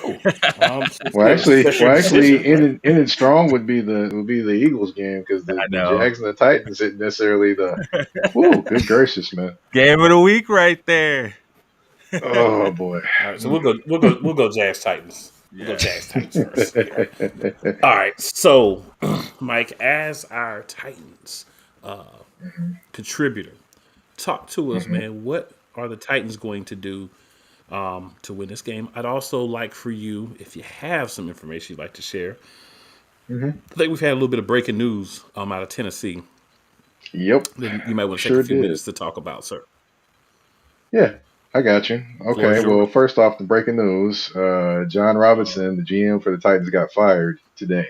So, with that being said, I'm actually kind of preparing for my opening monologue of my show that's going to drop in the morning. Actually, why he got fired. I've got plenty of reasons why he got fired, but you take a look at the roster right now, that'll kind of give you a few ideas. But yeah, he got fired today. The interim GM, who has been interviewing for jobs around the league, is now stepping into that role. He's the interim GM, but he might end up being the GM, to be honest, because a lot of teams wanted him. But he decided not to leave. So, and then also the crazy thing is about this, people are trying to figure out what was going on, things like that. I read the actual response from the owner, which is Bud Adams' daughter, and in it, you kind of get the tone at the end of it that she wasn't very happy with what he put out there on the field this year, which you don't hear very many owners really kind of put that out there. But she put it out there kind of coded, but she put it out there that she wasn't happy. She said, "Hey, we're going for success and everything else, and trying to be the best and everything else. But we got to talk about the actual football too, and trying to put the best possible product out there to win a championship." So yeah, so she actually is a little different than her dad in that aspect. Her dad would kind of give you the camouflage of trying to win a title, but not necessarily put the product to it. She's like, "Okay, cool. This ain't working. Okay, you out of here. Let's get something else in here." So I expect the offense to start looking different too. In terms of next year, not this year. But to go into the game with Jacksonville, let's see. Jacksonville, yeah, they don't like seeing a particular gentleman with dreads running the football. That would be Mr. Derrick Henry. Now, the last 4 games, Derrick Henry has not gotten over 50 yards rushing for those games, which is atypical, and it's not necessarily all on Derrick Henry. Just to let everyone know, it's actually more on the offensive line because he's getting touched. He's getting touched in the backfield before he even gets a chance to get his feet going, which no running back's going to be successful with that. So, in this game, you have a team that really doesn't rush the passer very well, and can stop the run some. So it ought to be interesting. I would say the Titans need to come out and actually throw the football, which I know this sounds crazy, but they need to come out and throw the football. And in that, it'll loosen things up. Then Derrick Henry can start running the football. Kind of switch the approach. I mean, because if you keep doing the same thing, you're practicing insanity. You know what I'm saying? Makes sense. Makes sense. So, I mean, it's just a guys, lot of things they can do. So, guys, do you guys have any thoughts on this Jags Titans game? So Man, I need Derrick Henry to go off. That's all I'm gonna say. Well, if he would go off of his O line would actually sustain blocks, but they haven't really been able to do that the last couple of weeks or last 4 weeks, to be honest. Yep. Well, what I can tell you, man, is that the Jags' run defense this year has been pretty middle of the pack. I don't think that they have the guys to get into the backfield and disrupt the running game the same way that some of the teams the Titans have been playing here lately. So I do think that Derrick Henry will actually get back on track and have a big game this week. So I do think that Tennessee will win. And plus, there's always that little bump. You always kind of wonder. It's usually a coach that we see this happen with. You usually don't see GMs get fired in the middle of a season. Timing a little coincidental maybe with who just came to town and had a big game.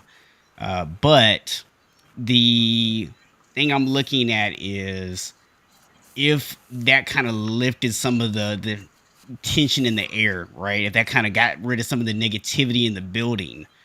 guys might come in a little bit looser this week, a little bit more ready to play. So I think that that might give the Titans a little bit of a boost this week, and we might see a big game out of them. So I'm picking the Well, Titans. I'll tell you this, and I actually did a podcast on it that I released today about a few changes they actually need to make offensively. Here's a few things I would say. If I was the offensive coordinator, these are the changes I would make. I'd put Robert Woods more in the slot. He's more of a slot guy than he is an outside guy.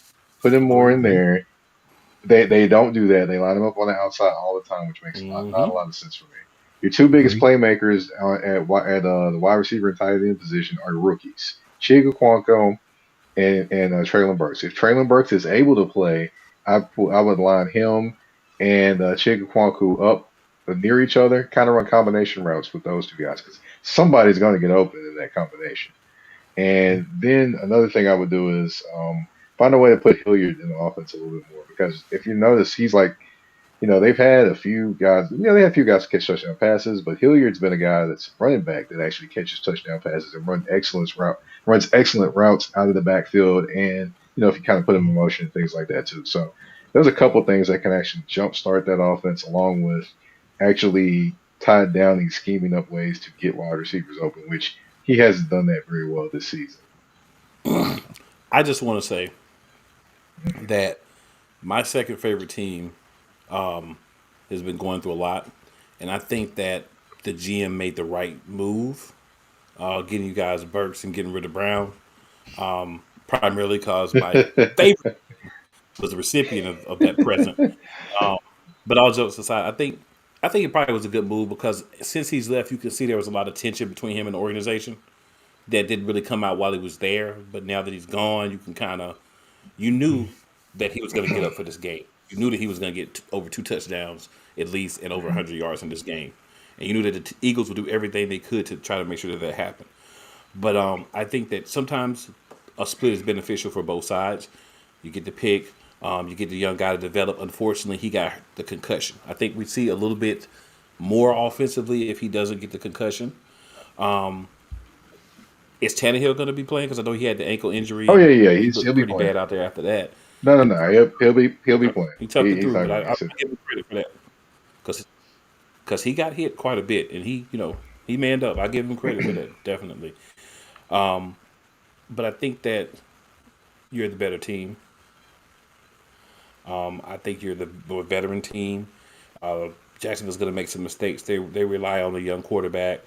They rely on the coach that's just getting there year one. He's got some building to do, got some things that he needs to work out. But I think Jacksonville and you guys are going to be two teams to look forward to the future once you kind of get some of these guys a little more seasoned. Right now, you have the better running game. I'm definitely going to go with King Henry and then Hilliard coming in, like you said, catching out of the backfield and spelling him sometimes. And that's something I don't think you guys did enough of against us either. But spelling him sometimes and allowing him to be a little bit fresher and maybe see the game from the side and see where he can work the way that works best for him. Cool. I actually got a few things I was going to point out to you as well, man.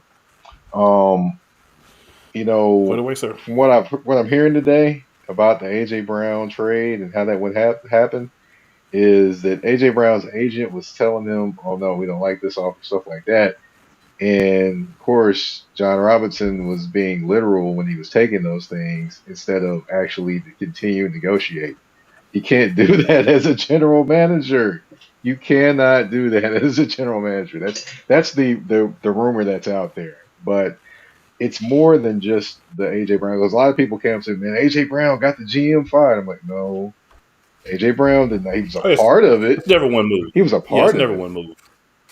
Right, exactly. And now, and one thing I will tell you is that I expect this offense to be more than just Derrick Henry next year. The reason why I say that is because you're going to have. Oh yeah, I know, definitely. You have 𝐏𝐀𝐑, and I think Treylon Burks will be starting. I do think that Ryan Tannehill will not be here next year. I do think that Malik Willis will be the starter. I do also think that they're going to bring in another wide receiver in terms of either through the draft or free agency. And, of course, spend more money. They've actually spent more money defensively than they have offensively, which nobody knows that. But, yeah, that's true. Because they're going to have to spend more money anyway because they have to pay Jeff Simmons this offseason. But I just They do have to replace two more Taylor years, man. Lewan. Just take me for 2 more years. What's that?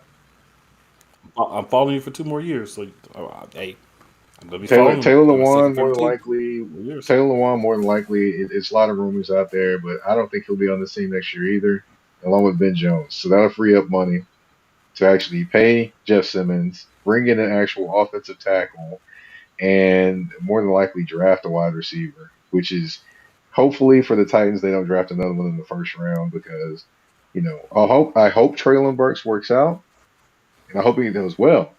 But the thing is, if you look at the Titans' history of drafting receivers in the first round, it does not look good. You have Kevin Dyson, you've got Kendall Wright, remember from Baylor, and then you had Corey Davis. All three of those guys never lived up to any of the expectations. And you drafted Corey Davis third overall. So, that's just if I'm kind of saving that one in my back pocket if I ever want to write something and Traylon Burks doesn't work out, I'll be like, okay. Please, guys, don't draft another wide receiver in the first round. These are the reasons why. Boom, boom, boom, boom. I hear that, So, man. So, any further thoughts, anyone else, on this Titans game? I'll All give you right, some more so if you want. I do have some I more. think we're good. I think we're good. Appreciate Yeah, I that. know. I'm talking too much, man. Cool, I know. cool Can over there, we? looking like a kid on Christmas morning, waiting to open their presents. Yes, sir. So the last game that we are going to cover tonight is going to be the Philadelphia Drum roll. Eagles versus the New York Football Giants, and this will be on the terrible turf field of the New York Giants. I'm going to ask you guys Watch for them your thoughts ACLs, man. first. I was gonna say you better be Yeah, careful out for there in your sure. season. For real. Now, any thoughts that you guys have on this particular matchup? I got some if you want me to go. Feel free, sir. All right. Well, I like to call. I don't call them the Giants. I call them Saquon and the Pips. That's what I call them. But as far as the Saquon and the Pips, you definitely got to get the running game going. Saquon running, Saquon throw it to him. Other than that, Daniel Jones, give him a run pass option in terms of rollout, things like that. Those are the only ways that offense is going to be successful because once he gets that confidence going, throwing and running, then he can kind of sit in the pocket and do a few things there potentially. But other than that, the defense of the Giants is pretty physical. They can play, but they are lacking some bodies at key positions. So that's where I'm like, okay, they're going to have to play at their best to beat the Eagles, where the Eagles don't have to necessarily play at their best to beat the Giants, if you know what I'm saying. I hear you. I hear you. I wanna, I Say want, it. I What you wanna. got, man? Man, this is a must-win for the Giants. So I expect to see them coming out and playing desperate, to see what they can try and pull off, and maybe try to pull some I guess some energy from the Commanders or whatever you want to call it, and hopefully they can, channel their inner commander and maybe pull off an upset. But it's an uphill battle. I just hope to see them come out and play like a team that knows that their season's on the line.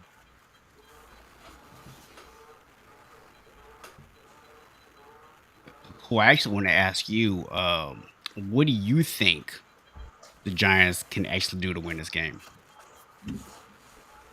For the Giants to win this game, Danny Nichols is going to need to be Danny Dimes, and they're going to have to be very efficient in the passing game. In order to beat Philadelphia, because I would love for someone to take right now, end of the season, does not understand that the NFL has multiple defensives that you can play, and 6 to 8 yard back soft zone is not the best one to play ever. So if you can attack us in the passing game, that's the weakness. I don't think the Giants have the personnel to do that. I could be wrong, but I don't think they have the personnel to do that. That's the area to attack. Special teams had a really great game this past week, and I dog special teams. So if that stays good and you're not able to throw the ball, I don't see much opportunity for the Giants. But if they can outplay us on the special teams, give themselves a great field position, if they can find ways to throw the ball, whether that's to Saquon Barkley, whether that's to a tight end, whether that's to a backup receiver, whoever. The main point of it is you're going to have to beat Philadelphia in the passing game, and you're going to have to be efficient, not turn the ball over, not have a lot of fourth downs that you can't convert, trying to throw the ball, trying to stay in the game with us. Because offensively, we can run the ball. Offensively, we can pass the ball. So if you show us you're going to be in a shootout, we can slow the game down with the run to an extent. But yeah, that defense, the passing defense and special teams are going to be areas of concern for me from now until they're fixed, and I don't believe that's going to be this season. Those are overcomable things, but that's where you can, the Giants can make their biggest mark against Philadelphia. You're not going to turn us over that much. We had one bad game with turnovers, and those were fumbles. Those weren't, interceptions. There was the one play that wasn't really an interception. It was more that A.J. Brown got the ball taken from him against the Commanders on a great throw.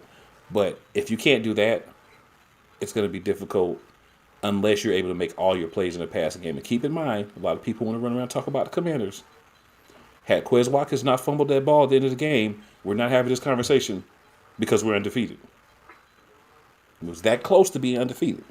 Even after all this things that the Commanders did and all this, they exposed the Eagles.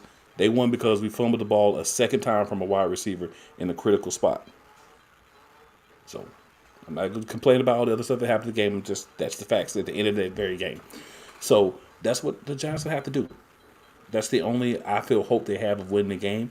It is a divisional game, the black and blue division. So we'll see. But I think that Philadelphia should be pulling this game out.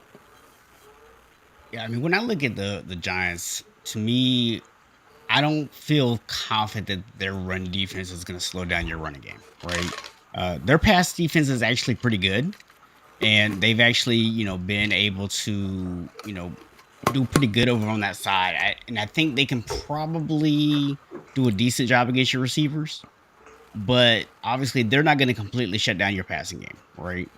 So just on that side of the ball, I think they're going to really have a hard time stopping you altogether. And then when you flip over to the other side of it and you're looking at their offense, they don't have playmakers on the outside to really challenge you. Like you said, your biggest weakness is, in the secondary, especially with some of the injuries you have back there. They don't have the personnel to take advantage of that. What they're going to have to end up doing, I think, is a lot of quick passing game and hope that they can break some tackles and make some big plays. Because I don't think that it's going to be wise for them to try to push the ball down the field with the guys they have. Because if they do, well, Daniel Jones is going to get hit a lot if he tries to stand back there and hold on to the ball. I think also he has to use his legs in this game. He has to be the difference in terms of trying to run the football for them. Because if they try to just line up and do traditional runs, it's not going to work out well for them, right? They're not going to run up the middle against you very well. And if they try to go to the outside, you have too much speed. They're definitely not going to do that.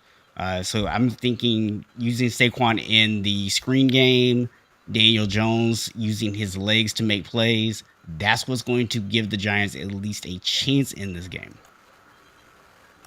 A very slim chance, but chance nonetheless.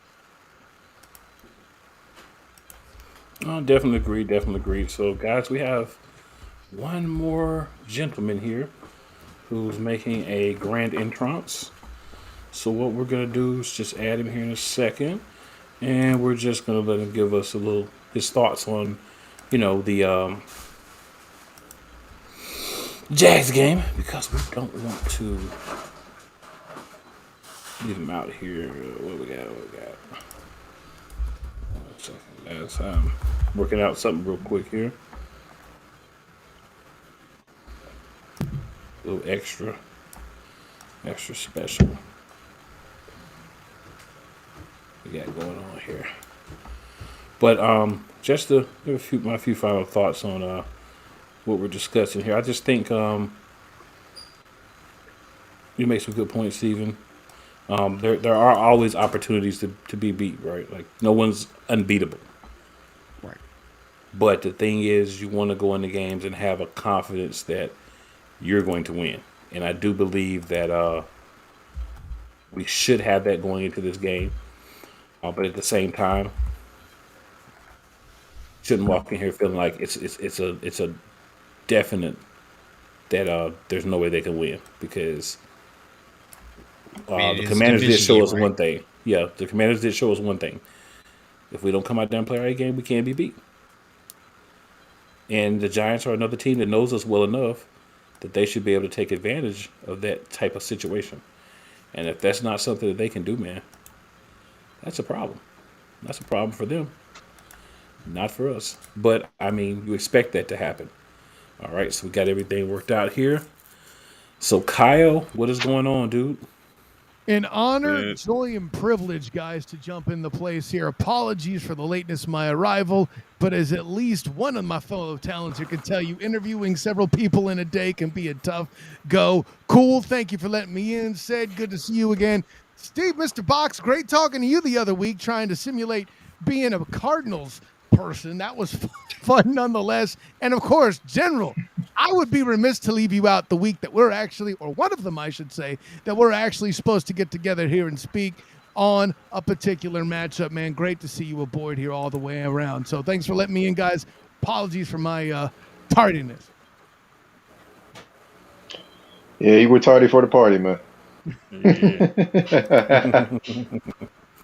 So, Kyle, talk to us, man. What can the Jags do? We're going to close out the show with you. What can the Jags do to win this matchup?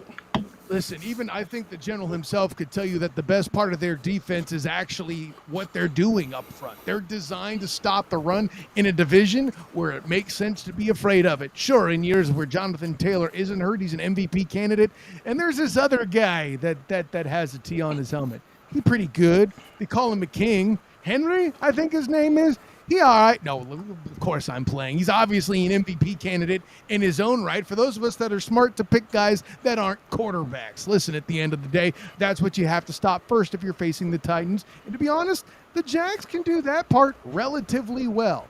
Here's the thing. At the end of the day, what'll probably happen is Derrick Henry will blake off one or two because he's Derrick bleeping Henry.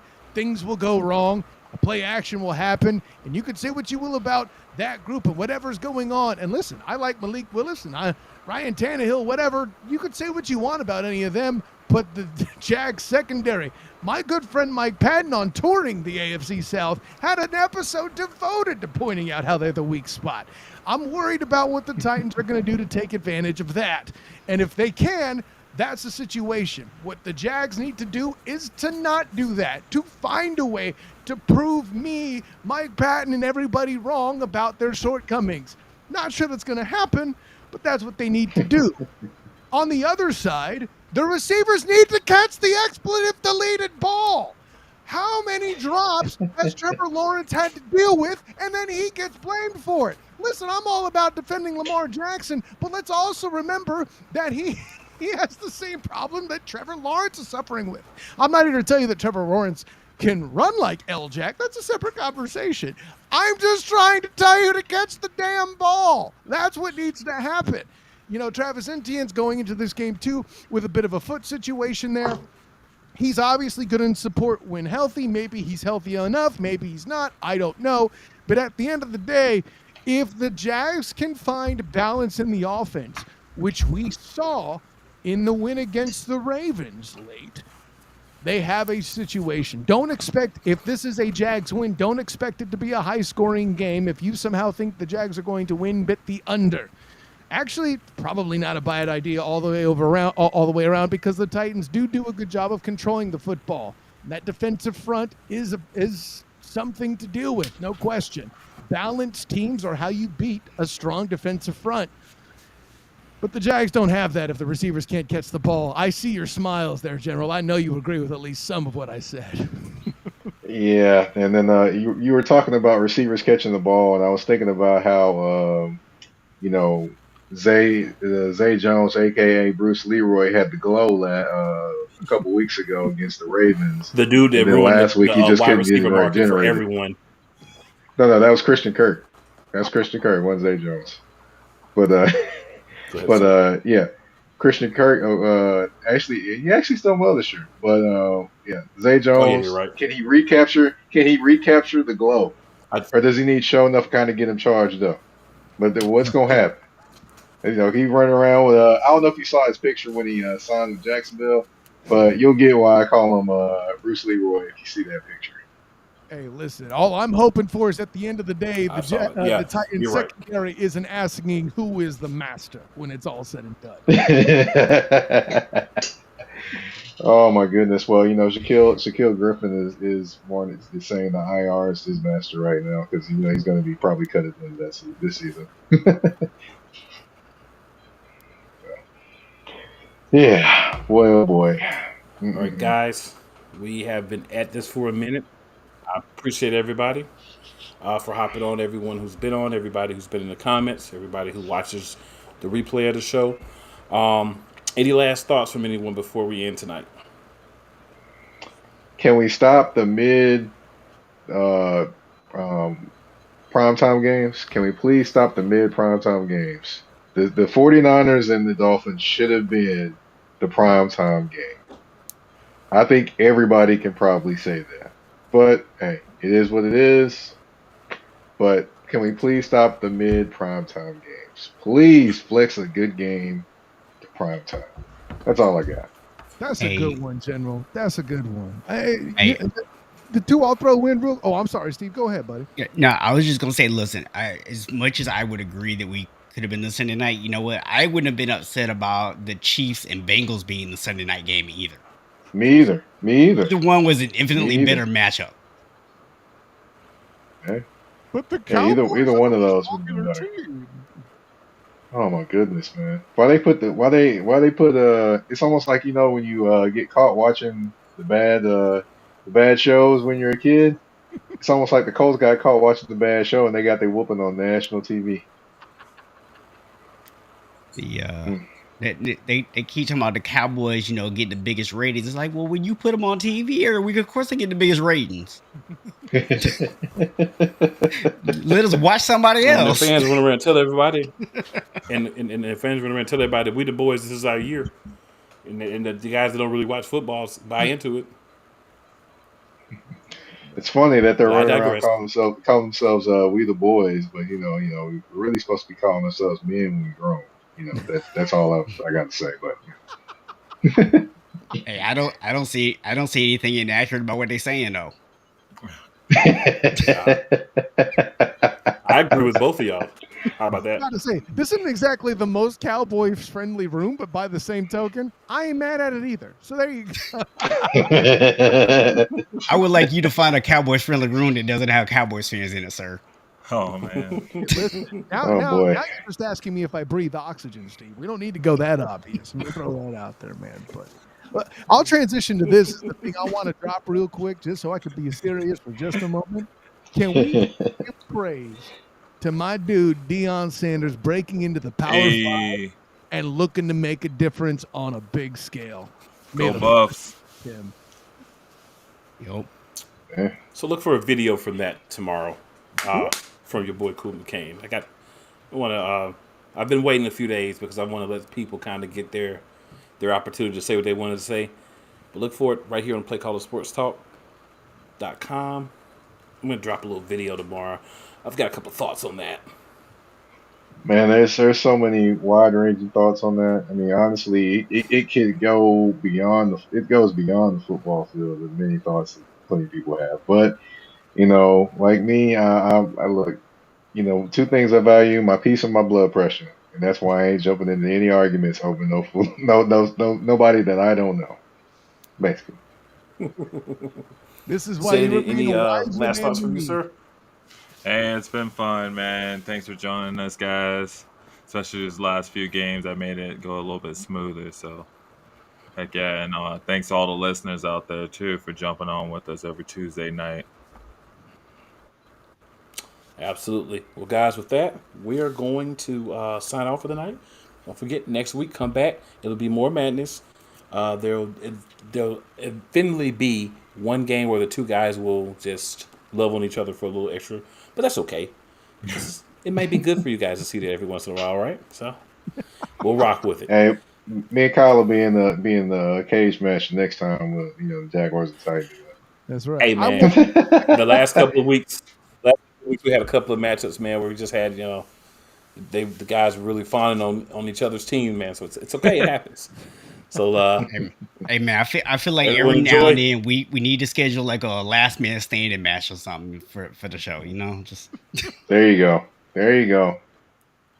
Yep. All right, guys, have a great week. All Enjoy the right. show.